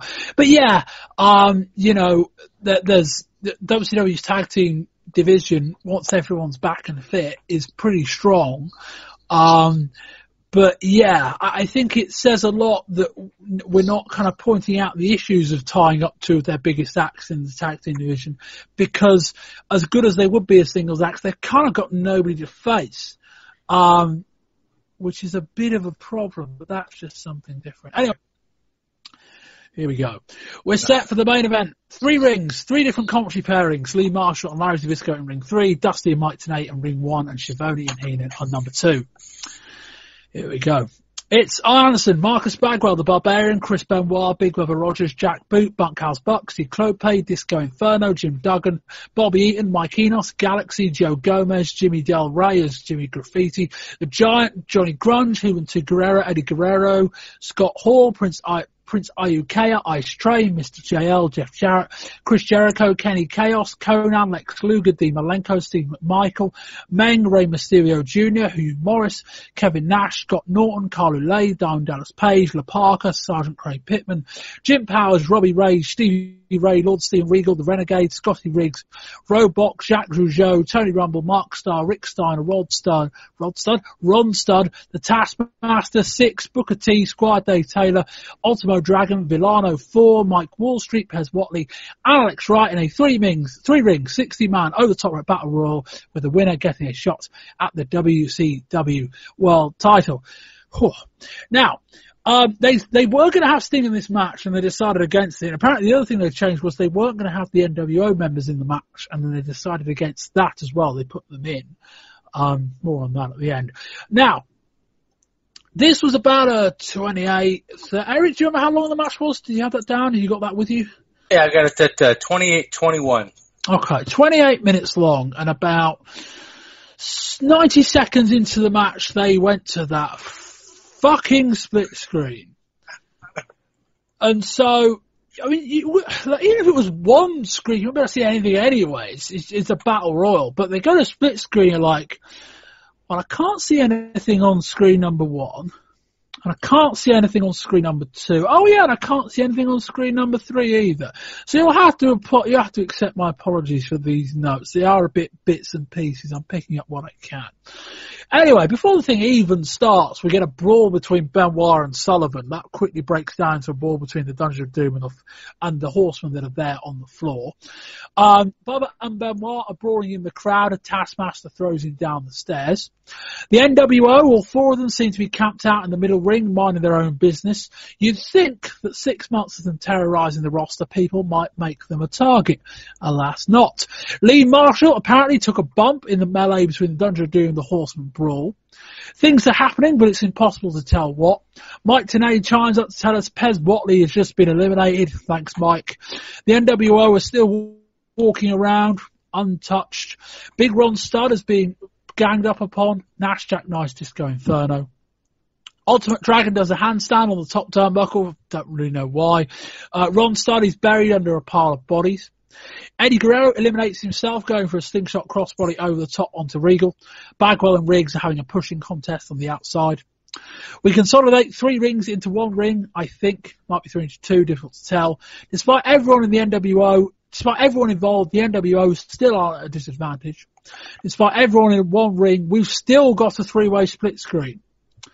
Luger goes after the Giant, which briefly pops the crowd. The numbers start to fall, and we're down to 13. Fucking finally. With about 10 to go, it's finally got to NWO versus WCW. Well, it did. Giant picks up Mysterio with 1 hand and presses him over the top onto Eddie Guerrero on the floor. Jarrett goes, and we're down to Luger 6, Nash, Hall, Page, Regal, and Giant. Regal eliminates Page. It's Regal and Luger versus the NWO. Now it's Luger versus the NWO. Luger unloads on them. He runs into the Giant. Giant goes for a crossbody but gets caught on the top rope. The crowd come unglued as Luger briefly racks the Giant. He gets cut off, but as Hall goes to the Razor's Edge, Luger backdrops into the floor. Luger presses 6 over the top. We're down to 3. He racks Kevin Nash, but Giant walks up to him and dumps Luger and Nash over the top. And Giant wins for a future shot at Hulk Hogan. Wayne. How long have we got? As long as you need. As long as you need. Oh, this was horrible. I mean, it was bad enough. Bash at the Beach, Road Warriors versus Sting and Booker T in a street fight, and that was a split screen with 2 screens. That was bad enough to keep up with. This was even worse. Was that Bash at the Beach or was that uncensored? Oh, was it? Sorry, it might have been uncensored then, yeah, because it was a street fight, so yeah, you're probably right. It was... Yeah, you're right. But it was hard enough to keep track of what was going on the 3 screens. They were that small, we couldn't really see what was happening. Then you've got the commentators, 3 teams of commentators who are distracting, saying, "Oh, this is what's happening here," and then I'm trying to focus on what they're talking about. It was everything on the production side just does not work at all. It was also annoying that they didn't list all the guys before they came out. I know that they had them on the screen at the background, but, tell me who's coming, tell me who's going to be in there. That was wait, there's only 5 people in this match that matters. Well, them in the NWO. Yeah, true, but okay, maybe I'm being maybe I'm being more negative than what I should be on that particular thing, but, if the match was good and the production was good, I probably wouldn't pick up on that. But, the fact that I'm just being negative about everything, I'm just picking at things now. But, the fact that they'd all gone into one ring, but yet we were still on 3 screens, that was annoying. The fact that we've got 56 or 55 guys not targeting the NWO just did not make sense at all. And then we had that one spot where it literally just went to the one screen, and we had the WCW guys lining up against the NWO guys, and the crowd was getting hot for it. I thought, here we go, yeah, I'm buying into this now. And then the WCW guys turned on each other, and then the NWO guys just took a step back, and it was like, it was just a bit of, for the fact that I was built up, it was like a bit of a damp squib at the end. But Giant winning, that's quite interesting. See where we're going. But yeah, I mean, it was just a cluster. It was just disastrous. And apart from that one square up, nothing was good about it. We got down to WCW versus the NWO, and WCW turned on each other. I'm so good. Oh, Eric, I'm lining this up, but say your piece. It's going to be hard to top that. I have a similar laundry list, but I'll keep it straight and narrow here. Luger has to win, and he doesn't. Why not Page and Luger, and maybe even Regal versus the NWO at the end? Page. We talked about how they're kind of seem to be positioning Page to be a credible challenger to all this nonsense. And he kind of went out unceremoniously. I know you want to put the shine on Luger, but why not? Why not give a little bit to Page? And then the Giant winning, just kind of a wet fart ending that killed the crowd. And now that we know that it's going to be Piper versus Hogan at Starrcade, and the Giant wins this match, which is for a title shot, it became very apparent early on that this match was meaningless. And so not only do we have a match that's impossible to follow, but we have a match that's ultimately meaningless in the scheme of things. And then, as Wayne pointed out, WCW fighting each other, nothing in this match made sense. It couldn't be followed, and the wrong guy won. If this match could have meant anything, and it didn't. I mean, a year ago, they debuted this show, and in much the same way, we had the 60-man Battle Royal, 3 rings, 3-way split screen, and we all quite rightly went, this is shit. That didn't work. And to an extent, as bad as idea as it was, because they'd done it before and whatever, to an extent you'd go, okay, it didn't work. I'll forgive you, just learn your lesson for next time. 12 months roll around, they haven't learned their lesson. right, so we got the same problems we had last year with the three-way split screen, and you can't follow anything, and the whole thing is a bit of a disaster and all of that. But I can ignore that in the grander scheme of the bigger problems of this match, right? About 6 months ago, a group formed called the New World Order, headed by Hulk Hogan, flanked by Scott Hall and Kevin Nash, and ever increasing size of support roles. In the 6 months that have followed, the group headlined by Hulk Hogan, Kevin Nash and Scott Hall have largely given reason to the entire WCW roster not to like them. Segments like when Kevin Nash and Scott Hall beat up about 6 men while WCW was being filmed at Disney Studios. Segments like, you know, the night after this show where they ran out and cost the Harlem Heat a tag match or something like that. And all of the other segments in between there where the NWO have come out and either used the numbers advantage or not used the numbers advantage, as was the case where the Giant ran out to save the NWO from a 3-on-8 beatdown that the NWO were winning back in September. But long story short, basically every single member of the WCW roster has a reason to have a gripe with the NWO. And every single member of the NWO roster has a reason to probably want to attack them. And a lot of the time they can't, for reasons that never really make sense, because the rest of them are all backstage. But apparently when the NWO are out, then nobody is able to run out. Okay. So you get segments on Nitro where the NWO are outnumbering people 5, 6, 7 on 1, 2 or whatever, and they beat fuck out of them. And you can kind of live with it. It's a TV angle. If we spent time splitting hairs on that, we'd be here for 10 hours a show. We get to this show. We get to this match, and they put the NWO in the match. And there's 4 of them. There's 6. There's Kevin Nash, there's Giant, and there's Scott Hall. There are 56 men in this match that are not members of the NWO. 55 if you want to count Darren Dallas Page, who's kind of half and half. Do you not think, because it's not like all bets were off. This whole thing started with the Dungeon of Doom, the 4 Horsemen, having a fight because they're feuding, because that makes sense. But then the NWO get in the middle ring. And, you know, it might not have been, we talk about the NWO getting over as babyfaces. It might not have been the best move to have 56 guys gang up on 4 people, but it would have at least made some sense. But it wouldn't even have to have been 56. 10, 15 would have done. I'm not even saying you had to eliminate them or beat fuck out of them or whatever. Just have them, the match starts and they all surround the NWO and the NWO go, I'm not having this, and they walk off, right? And the critical thing to where this would have worked was, as we'll see at the end, the one thing they get some credit for was how this match ended, or nearly get credit for. But you could have had it done where they'd have just attacked, they'd have just stood there, NWO gone, no, the numbers game is against us here and it's going to be against us. We're going to bugger off. And then they'd have bugger off. And then you could have done the match exactly as you wanted it. And then you could have got down to 1, 2, 3 or 4, whatever. And providing the NWO hadn't climbed over the top rope when they left, they could have said, we're still in the match, and it would have worked. Instead, the match goes on for half an hour. And nobody gives a fuck. And nobody's pointing out that, the NWO are just minding their own business in the middle of the ring. And none of the announcers are going, hang on a minute, why aren't these guys getting beaten up? Nobody's pointing this out. And nobody's got the kind of thinking and the detail, the attention to detail and the control of the storyline to go, actually guys, this isn't working. This doesn't make sense. And it's weird because, people, I keep reading how good this angle is for business and how good, this angle has been compared to the WWF. Imagine how good this angle would be if it was booked well.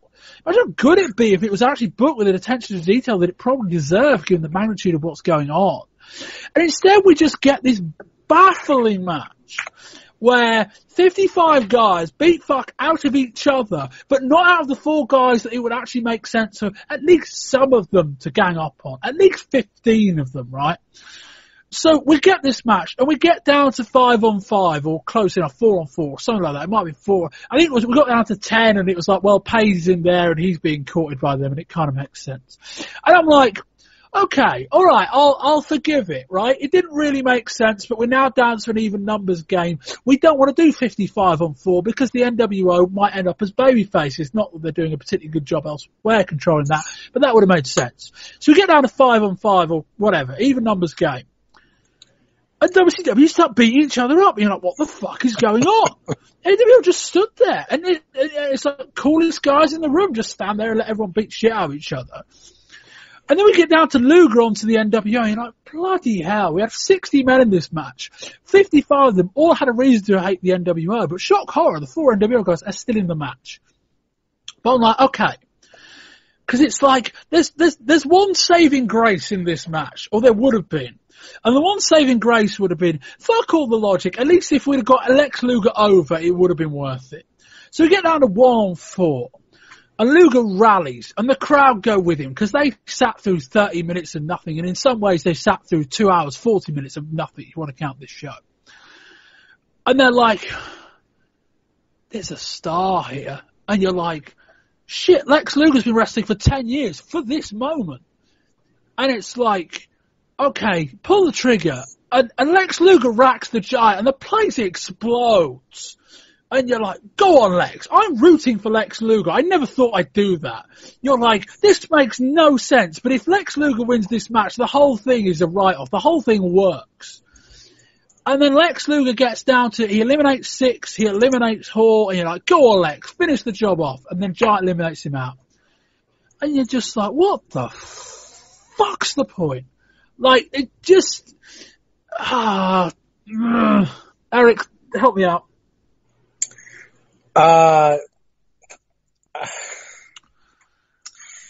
Luger might as well have won this match by countout.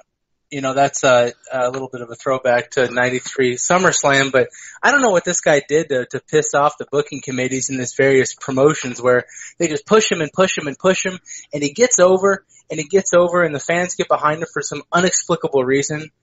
He's almost like Sid or Ahmed Johnson over in the Fed for that reason. And then at the very last minute when they have an opportunity, probably even more here than WWF had back in 93, they had an opportunity to immediately create a credible challenger to Hogan, a credible foe for the NWO to carry this through for the next 6 months or so, and they just blew it. And it's inexplicable. And it goes back to exactly what you said, Bob. There's no attention to detail. And it really feels like it's starting to feel at least like this whole NWO angle is just about getting the guys in the NWO over at the expense of everybody else. And it's not going to work long term. Luger's a much more credible opponent, for Hogan than Piper. It should have been Luger versus Hogan at Starrcade. That would have been a fantastic, draw. Not a great match, probably, but a fantastic draw. Well, it's not like Hogan and Piper's going to be a great match either. No, and we've seen that Hogan can make chicken salad out of chicken, you know what, with a lot of guys who you wouldn't think so. You know, Warrior at WrestleMania 6, that match should have been nothing, and it was one of the best matches of Hogan's entire WWF run from a psychological and from a drawing standpoint. So Hogan can put a good match on with just about anybody. It should have been Luger, and that's the end of it. And the fact is, Luger doesn't win this match, so he gets his legs cut off. Giant wins this match. He's not going to challenge Hogan because they're both in the NWO. They're not going to turn Giant back so quickly because they just turned him a couple of months ago. This match was so pointless and such an insult to anybody who had anything invested in this, you know. And I'm just as upset with you as you are, Bob, because it was just a waste of time. What? Yeah, I mean, I think we've all said our piece on this match, and yeah, the fact that Luger had the crowd eating out the palm of his hand when he picked Giant up for the rack, and you know, that's where it should have ended. He should have took on the whole of NWO, you know, eliminated them all, and then gone for Hogan. I would have even bought into this storyline, what's going on with DDP, and some way, shape or form, DDP picks up the win, and that continues the storyline of, is he a part, is he not a part, you know, and then, you know, he goes for Hogan at Starrcade. I would have gone for... But going for DDP would have involved trying to get someone over, and they don't seem to be in that business right now. Yeah, well, yeah, when you put it like that, it probably would, yeah. Yeah, I agree, actually. Yeah. It just makes more sense just going for Luger. And as Eric says, it's just a case of NWO just taking the shine to make themselves look good and nobody else. Because I can understand, NWO not being in the match would have made a lot of sense, but I can kind of understand why they did it. Like, NWO not being in the match would have deprived them of 4 of the biggest names in the match. And this is one of those matches where you just have a lot of people that don't mean anything, and they do anyway. So I can understand why they went, actually, let's put these guys in, because otherwise there's nobody really to play off. But they didn't play off anyone. Like, as I say, I think the best way to do it would have been to have them walk out the start of the match, then let everyone else tear each other down because the NWO have left because they're just gone. The numbers game's too big for us. And you like to think 56-on-4. You like to think that Hulk Hogan wouldn't have come out and saved the NWO from a 4-on-56 beatdown that they were already winning, but never rule it out. But if they'd have gone to the back, then you could have explained 56 guys not attacking them because they'd have seen them off in a babyface way. Because babyfaces don't beat up people 56-on-4. But they would have said, look, we've got the numbers game here. Get out or we might beat you up. Then they'd have gone, you know what, these numbers are against us, we're going to leave. And then you could have got down to whoever. You could have got down to Luger. You could have given Luger this massive pot for winning, having got through the other 55 guys. And then had the NWO guys come back out and say, we didn't go through over the top rope. We're still in this match. And then you've got Luger trying to fight off 4 guys. And then he could have fought them off. How big is Lex Luger if that happens? You're not doing Roddy Piper and Hulk Hogan at Starrcade if you book Lex Luger like that. He looks like a fucking hero if you book him like that. And instead we just got what we got, and it's just like, you just get someone, I'll do it. Get someone on the WCW creative team, booking committee, just to sit there and his sole purpose is to basically fact check the NWO angle and logic check it and go, this is what we've got booked out. Does this make sense? Yes. Does this make sense? No. Here's how you can rework it to get exactly the same place where you want to go, but in a way that doesn't completely insult the people that are watching, it doesn't completely blow the credibility of the angle. And instead we just got what we got, and it's like, have some thought about this. Like, this is your big angle. Put some time into it. Make it work. Instead, we just get this nonsensical thing. You could have come out and you could have had, you could have said, the damage that the NWO have done to Roddy Piper, he is no longer cleared to compete at Starrcade. And then Hulk Hogan says, great, I've got no match for Starrcade, I'm going. Lex Luger says, hang on, mate, I've got a match. And then you've got 4 or 5 weeks to build up Lex Luger versus Hulk Hogan, which is about the easiest storyline to write in the world. You can feed, they mentioned WrestleMania on WCW pay-per-view last month. You can mention Luger was primed to be the next Hogan and how that didn't work, and you can spin it in a way that says that Luger wasn't given the same set of opportunities. You can write all of this different stuff surrounding how people thought Luger was the next Hogan, but he's not the next Hogan, he's better than that. And you can have this blockbuster main event. The match probably wouldn't be that good, but Hulk Hogan, we're not talking about work rate here when we're giving Hulk Hogan the belt. We're talking about drawing power. You have this big match with this really over babyface against this heel that people genuinely want to boo. And then book what you like at Starrcade, but it's just, I don't know, it's quite deflating. It's quite deflating to watch the other side and see WWF go with Sid because they've got something. Now, admittedly, WWF are in a position where they've got a lot less choice. They've got a champion that's not particularly over, etc., etc. But it's like, how was Giant a better option here? Unless they're going to turn Giant back, or turn him, because he never really turned babyface. He got close. Unless they're going to turn Giant into full-on babyface. But even then, I don't think that makes sense. I think now Giant's in the NWO. To take him out of there now would do damage to just about everybody. And that includes the NWO, that includes Giant, and it probably includes people like Luger and Page and people like that that are trying to climb as babyfaces. Now Giant's a heel, you've got to live with the consequences of the decision you made 2 months ago. Fine, deal with it. You want to turn Giant, turn him in the middle of next year. We've now got this match that may not even happen. And I think, Eric, you touched on it. That's probably the most galling thing of all about this, is that Giant holding the world title shot probably means there isn't going to be one. There is They are going to do the NWO pay-per-view, so I guess they could do Giant and Hogan in the main event. I mean, God knows how that would come across with them both being on the same side. But you kind of got this man holding a title shot that he doesn't want to use. And it sounds like Piper's got the next 2 months wrapped up. It just feels like Hogan's going to go nowhere on top, which is not good for anybody.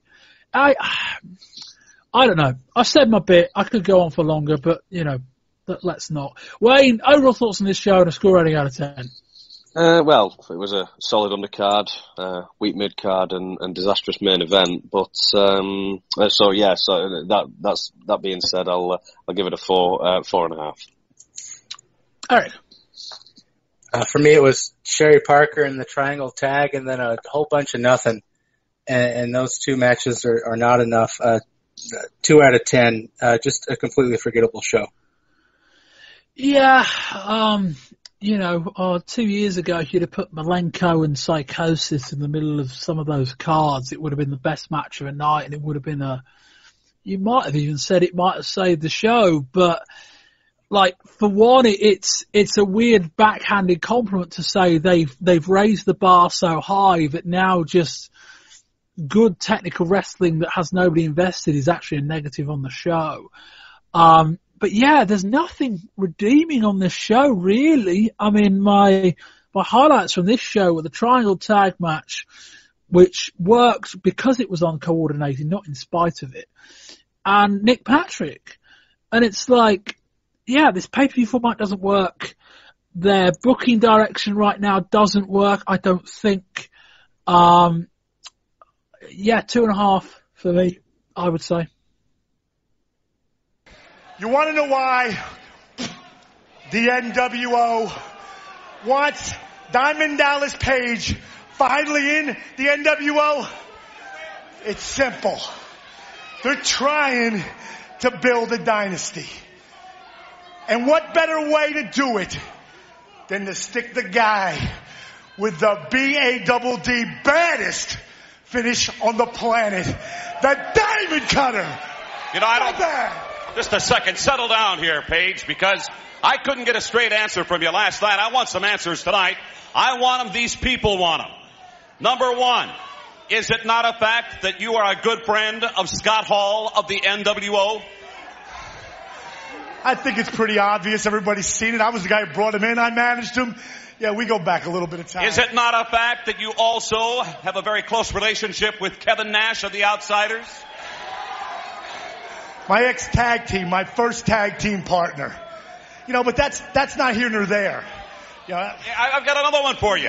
There's a lot of things happening right now. Wait a minute. Hold on. Is it not a fact that the man that lives right across the street is the guy that one of the rats that just jumped off the ship the other night, Eric Bischoff? Is he your neighbor? Yeah. That's it? Yeah? And you tell me you're not going with the NWO? Who you trying to kid? Let's put it like this, Gene. Eric Bischoff and I go back farther than any of us. I thought I knew him better than I knew anybody. I just never knew where he was going during this. He made me look like a moron not knowing what was happening. All right, I thank you. You still are... Hey, what it all comes down to is I wish I didn't know now what I didn't know then.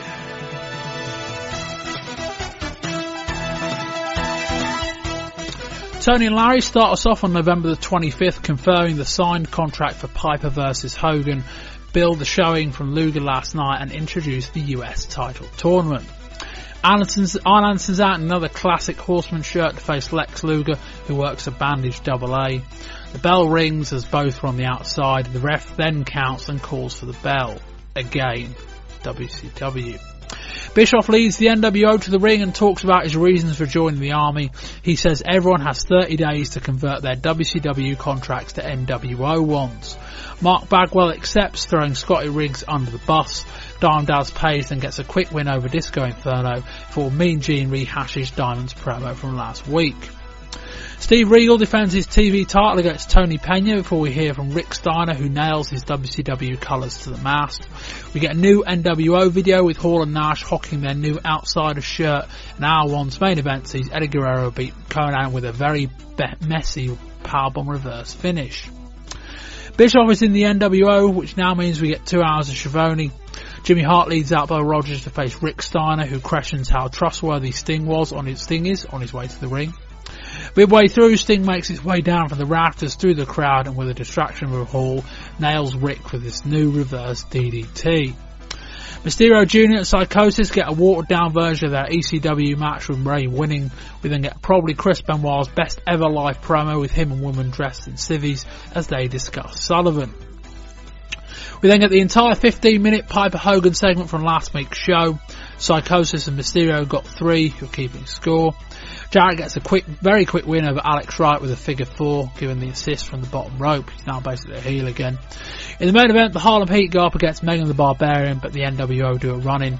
Bagwell now seems fully fledged. Giant chokeslams Booker, Meng, and they pose down to pelters of trash as we go off the air. Positive thing. I love that sign up there, NWO for life. I love you guys.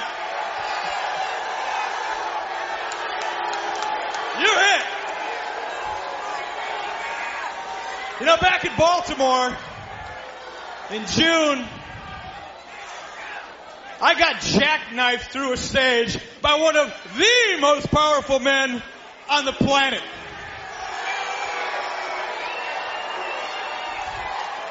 And the next day I woke up and I could still wiggle my toes and feel my fingers. And I asked myself one very important question. Do I want to be consumed by the power, or do I want to become part of the force? You guys know what I mean back there. A couple days later, Mr. Hall, Mr. Nash, myself, we got together. We had a little summit. We did some talking, we did some thinking, we did some planning, and what we really did is we decided to consolidate power because, get this, not only am I the highest ranking executive in the NWO, I'm the highest ranking executive in WCW. What a wonderful country. So here's the deal. Listen up in the back in the locker room, because you guys in WCW have 30 days from right now to convert your WCW contracts to NWO contracts. Does he mean announcers? We are going to build a dynasty. I don't know. You got it. That's the deal. 30 days from right now, because at 30 days and 1 minute, you're either with us or you're against us. And by the way, Mr. Piper, as the highest ranking executive in WCW, now that you've signed the match to meet Hogan at Starrcade in Nashville, here's the deal. Watch yourself real close, because I can and I will fine you if you get out of hand. Is this too much or what? And one more discussion, well, in fact, no, two more discussion points to finish off this show. Wayne, what the hell was that Roddy Piper music video on Nitro? Well, I don't know why they put. I mean, obviously they give reason to it, saying because they just got that one snippet of the advertisement of Roddy Piper versus Hogan, and saying that, you know, Roddy Piper's, this is what he's been hanging on for. But, you know, it just doesn't make any sense to me putting that music video on. I mean, you know, I got to see Roddy Piper, you know, as I said to you off air, you know, it's good to see that he's in shape. Whether he's in that shape now, 4 years down the line, remains to be seen. But yeah, just throwing it on there was a bit out of the blue and just doesn't make sense at all. The angle on Nitro, a bloke just walks up to the announce team. You know, obviously it's a storyline, but like nobody stops him, and then just hands them an envelope, and nobody got like, where was security? Like, you know, that doesn't make sense, but screw that. So that he hands in the video, and Schiavone says, yeah, we'll give it to the guys in the back, they'll have a look, and if it's worth showing, it's worth showing. I then question the logic that says the guys in the back watched that and went, yeah, this is better than a main event. We'll show this instead. And then, Eric, where the hell they got this video from, I've no idea. Because it's clearly not Piper now. His hair's too short. It's clearly from a few years ago, and I think he's in noticeably better shape a few years ago as well. But where they got this video from, I've got no idea. That video was the stuff fever dreams are made of, Bob. It was like they built it up that it was going to be the Zapruder film, or that, you know, there was going to be more footage of the JFK assassination or something like that, you know, something really substantive. And it comes out that Piper, in a music video from, was it Germany? From many, many years ago, 4 or 5 years ago, when Piper was still arguably in his prime, and Piper's advertising him versus Hogan. And that's somehow evidence that Piper has been dreaming of a match between him and Hogan for the better part of a decade. It made Piper look like an idiot, and it I don't know. It left me speechless. I can't understand it. I don't know how the announcers sold it. I don't know why anybody thought it was a good idea to show that. There would have been 100 different ways to get over the fact that Piper has been thinking of a match with Hogan for 10 years, and they picked a cheesy music video with a lip syncing Roddy Piper from 1992. That's WCW. Yeah. I don't really know what to say for once. It's just really weird. Like, who watched that? Yeah, this will help. This is the kind of stuff we show when we're talking about the match of the decade. Show a music video from earlier decade, and it's like, yeah, way to remind us that Piper was already old 4 years ago, and now even older. I don't know. I thought I mentioned it was the song that played us in at the start of the show. Anyway, main discussion topic for the end of the show is Eric Bischoff. Now, we mentioned this a fair bit during the show anyway, but I wanted to say properly to the end. Story goes that, amongst other things, and I kind of suspect there's a far bigger reason here, given that the reason that people are saying just makes no sense. The thing people are saying is that Eric Bischoff has joined the NWO is because they're going to make the first hour of Nitro NWO Monday Nitro, because, as I said, I tried to say on September's show and they couldn't really hear me. As I tried to say on September's show, the NWO hour on Nitro in September was dreadful. So, of course, they watched that and went, I know, we'll put this up against Raw every week. That's a good idea. So the plan is that the NWO hour will go up against Raw because people want to see the NWO more than they want to see WCW. I don't think they've quite got that the right way around. But anyway, and Eric Bischoff wants to be on commentary and Vince McMahon is on air, basically so he can move things around on the fly. He can watch Raw on a monitor, he can see what's going on, he can see where Raw's on a break, etc., etc. And obviously, because it's NWO, the act of NWO commentators, even though, as we kind of saw on the NWO hour of Nitro, there is a way of doing it. You could just have the NWO say, no, Eric, you're the ringleader, we're going to keep you here hostage just so that you do everything and say everything we say. That is apparently the reason. I just get the feeling that Eric Bischoff is like, actually, this angle's quite cool. I want to hang around with the cool kids. Let's put me in with the cool kids. And as everyone's kind of saying, well, this was Ted DiBiase's role, and now it kind of seems a bit redundant. Wayne, I mean, I guess if we're giving him credit, Bischoff seems like a far more natural babyface, far more natural heel than he does a babyface. We said that earlier on. But the whole thing just kind of was flat. Like the angle, which, in theory, the angle of Eric Bischoff, and what's weird, and this is a weird thing, is that they not really mentioned Eric Bischoff as the executive vice president, or whatever he's called, president or vice president. They not really mentioned Eric Bischoff in that role on Nitro. If you watch Nitro every week, Eric Bischoff's just the lead announcer. He's not a guy that has sway backstage. He's too baffled about things that are going on to have any kind of power in terms of how he's presented off screen. So Eric Bischoff randomly comes down to the ring for an in-ring segment, which doesn't make any sense anyway, because he never does that. And then the whole angle, Wayne, I thought was a bit weak. Like just Bischoff hugging Hogan, it was all a bit flat for what should have been, in theory, quite an important story point. Yeah, it was, well, like you just said, it was weak and flat, and that's best describing it, because that's exactly what it was. If you're going to turn someone like Bischoff, And I mean, that's a turn in itself, as you put it. The guy's just a commentator, coming through the screen. And if you're going to do something like that, then it should be costing a match. It should be, whether he cost Piper a match or something like that. I don't know. He does all this to get Piper to go against NWO. I don't know. Maybe I'm obviously trying to take over the booking when I should just leave it well alone, because no one can understand WCW NWO booking. But yeah, I mean, it just didn't make any sense. It come out of nowhere. We've not even been leading up to it. And then it happens where the NWO come in and he just just like you said, just hugs Hogan. It's just like, I was sat there watching it thinking, I was confused more than anything. And it's, it was like best described, as you put it, flat and weak.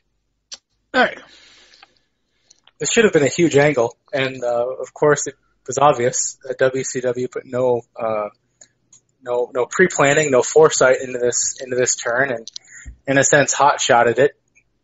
Putting a positive spin on this as it's challenging, but if we work under the assumption that since July, when he got powerbombed through the table by Nash, that Bischoff has been working with the NWO, it does kind of help to explain a lot of the questionable booking and the assignment of Nick Patrick and all these important NWO matches. And it now helps to explain why all the NWO guys might have been in the same ring during World War III. I like how that's the bit they've paid attention to. The bit that just about made sense anyway. The bit that, how do they keep getting in the building? Well, they are contracted wrestlers. Right. That bit made just about enough sense to me. Like, they were signed and then they turned up and they're like, shit, well, it's too late now. Well, technically we can't actually stop them coming in unless we fire them. Right. I like how that was the attention to detail they planned. Carry on, Eric. Oh, there's attention to detail, and that's painting with broad brushes, obviously. I'm trying to go along for the ride here. I don't think any of us watch wrestling to have it upset us, and this is clearly an angle which has not been thought through. It's been hot-shotted, and it does appear that Bischoff just wants to be part of the in-crowd. Looking at it positively, it could help to explain some of the history, but really, unless WCW, WCW, the group that's opposing the NWO, can do something to increase their stake in this role, it sure seems like Bischoff being in charge of the NWO is the ultimate trump card, and I don't know where WCW goes from here. This should have been a long-term build. It should have been a major reveal on a major show or a major Nitro, which was hyped over the course of weeks or months, and it just wasn't. And like everything else, it was like the giant turn. For example, it was done too quickly and without enough fanfare, and I think it'll hurt them in the long run because they're running out of tricks up their sleeve, I think. Yeah, funnily enough, like the idea of him being in the NWO long term, as in him joining them down the line, actually, I don't necessarily hate. As he's quite a vanilla babyface announcer, and more the point that, as we say, as much as there is enough logic with regards to the NWO, how they get around, etc., having someone on the inside, whether they've referenced it or not, having someone on the inside that was helping them out, in terms of getting hold of microphones, getting security to, be able to set up merch stands and stuff like that. That kind of makes sense. I think it's just more that, one, the whole thing doesn't seem to have been very well thought out. And I said that about the NWO angle as a whole, as much as I said that about the Bischoff turn. And two, it should be a major plot point. And it should be a major plot point that you're not teasing, but like, and this is where I talk about attention to detail. Try and, as best you can, lay the groundwork for it over the course of 2 or 3 months. In some way, shape or form. Try and lay the groundwork of, there's someone on the inside helping the NWO out. We don't know who it is, but we need to find it. And the classic thing of Bischoff can be the guy on screen who leads that quote-unquote charge to find the mole that's making all of this work. And because it all makes sense, because in the end it turns out it was Bischoff, that would make so much more sense than this random thrown out there angle. I didn't necessarily hate the explanation on Nitro the night after. I got power bombed. I woke up in the morning. I felt like death, but I'm like, well, I'm not dead. And it's like, well, Bischoff, having been pushed around by these guys for 5 or 6 weeks, maybe thought, actually, maybe it's a better idea to be with these guys than to be against them. That kind of makes sense. I don't hate that logic, but it's like, this is a big angle. And one, again, I think it would have made more sense had they have established that Bischoff was on screen, that Bischoff was in this role that he's actually in backstage, and they haven't done a very good job of that. And it's all a bit kind of flat, and I just, it just doesn't really work. But as I say, I think that Bischoff seems like quite a natural heel, which is a good thing. And everything else just kind of fell into place, and it's just like, okay, now what? Like, now we've got, now Schiavone's going to be presenting our number 2, I think, something like that. I just got a funny feeling NWO is going to be a disaster. I mean, it comes back to everything I've said about this angle since, well, not day one, but since probably the end of August.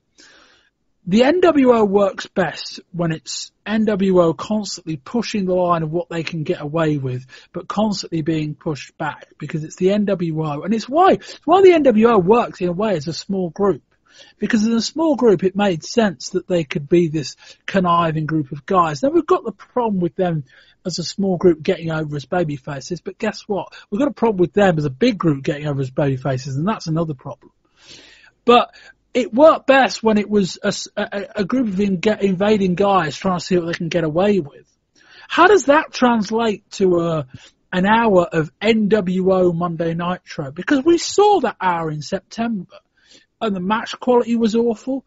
There was nothing on those matches. Ratings went down, I think. I have to go back and check my September notes. Ratings went down, I believe, and the whole thing wasn't very good. And we're talking about a pay-per-view for the NWO in January. And we've seen on WCW Saturday Night regarding having NWO referees and NWO matches. It's like, no, when the NWO are 100% of the whole, then what am I tuning in for? Because the NWO isn't inherently a great group. It's a great group because it's pushing up against WCW. When WCW aren't there, hope's lost at that point. There's nothing for me to be invested in. It's just drab. And that's why I feel like Bischoff turning now, I think, is a terrible idea.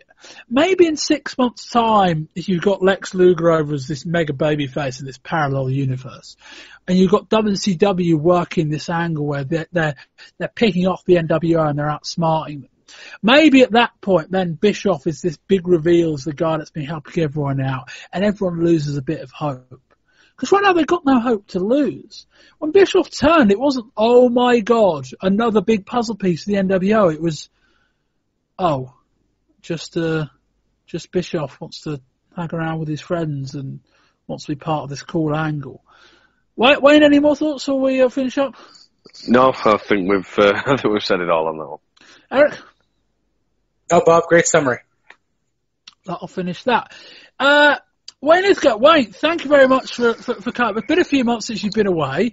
In many ways, not much has changed. In many ways, a lot has changed. You told me in about the last 2 weeks you've watched, I think, 3 months worth of Nitro and WCW pay-per-views. More power to you for going through that. Thank you. What do you think about that? That barrage of Nitro, one after another. Like, I've enough trouble kind of watching it one by one. Yeah, I mean, don't get me wrong, it's all jumbled together, but you could probably say that about the booking, in all honesty, because everything's just pretty much been the same. swap Savage for Piper. What has been good is seeing the introductions of people like Chris Jericho, seeing Nick Patrick turn into the character he is at the moment. If we're to focus on the positives, but I was going in with.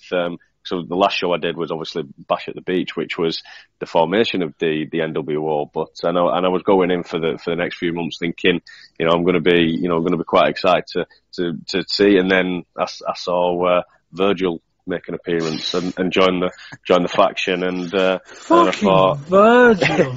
Here we go. Oh man! I mean, Eric, this is meant to be a great story. We're in 2016 now. This is meant to be a great storyline, isn't it? Am I just looking at this too hard? Am I looking at this in the wrong set of eyes? Am I meant to be a child that's just getting swept away in all of this? Because it's too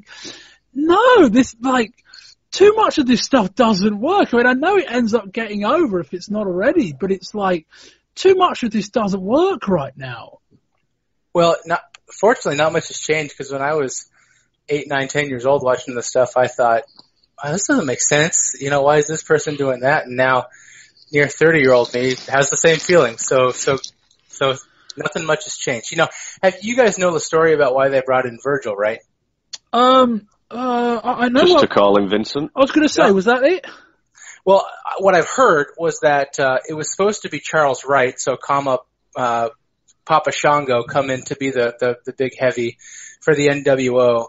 And what I've heard was that Virgil got a hold of somebody over at WCW and undercut what Wright had negotiated as pay by a significant amount, and so they hired Virgil to save money and said no thank you to Charles Wright. And so that should have been Charles Wright. That does sound like bullshit. That does sound like bullshit. I'm just telling you what I've heard, Bob. So okay. Yep. So that's possibly an explanation why Virgil's in, but that's neither here nor there. The NWO is just as ridiculous 20 years later as it was 20 years ago. I mean, I hope it gets better. I mean, in theory, it's going to culminate in about 13 months' time, but it can't be any worse, can it? We can't have more months of just storytelling this bad. I don't know. Eric Landstrom, thank you very much, Eric. Thanks, Bob. People can find you on Twitter. Yep, I'm at Modern Day Lawyer. Less politics and more sports these days. Excellent, good to know. And Wayne, let's go. Yeah, I can be found on WayneL84. Excellent. And a quick reminder, as always, if if you'd like to sponsor these rants and me, going through the ups and the downs of wrestling in the mid-90s, we have now joined Patreon for $5 a month. You can get early access to shows like these. Our ECW show went up about 2 weeks before everyone else would have got access to it. Or if you just want to say thank you for us in a excruciating amount of detail going through all of these shows, and mostly bad at the moment, or just for filling your lives with 6, 7, 8 hours of podcasts a month. Patreon.com/Wrestling20YRS, Wrestling20YRS.com. Links are on there, and they're also in the description. Anyway, 4 volumes for you this month. Volume 1 takes us to Survivor Series. Yes, we also get to cover in detail the Scott Hall, the Steve Austin, Brian Pillman angle from Raw, Steve Austin versus Bret Hart, and the Sid title victory over on that show. Volume number 3, ECW, November to Remember. A lot of things to say about that show, including the formation of the BWO, which was significantly more entertaining than the NWO stuff I watched this month. And in volume number 4, we take a trip away from wrestling and away from MMA.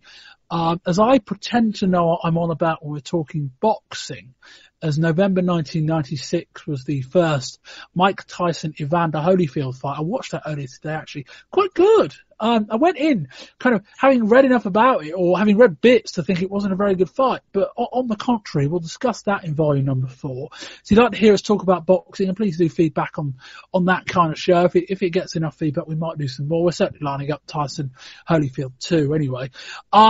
But yeah, that'll do that. You can website wrestling20whereas.com. We're on iTunes. Leave us a rating or review there. Subscribe. Everything's on the website. You know the drill these days.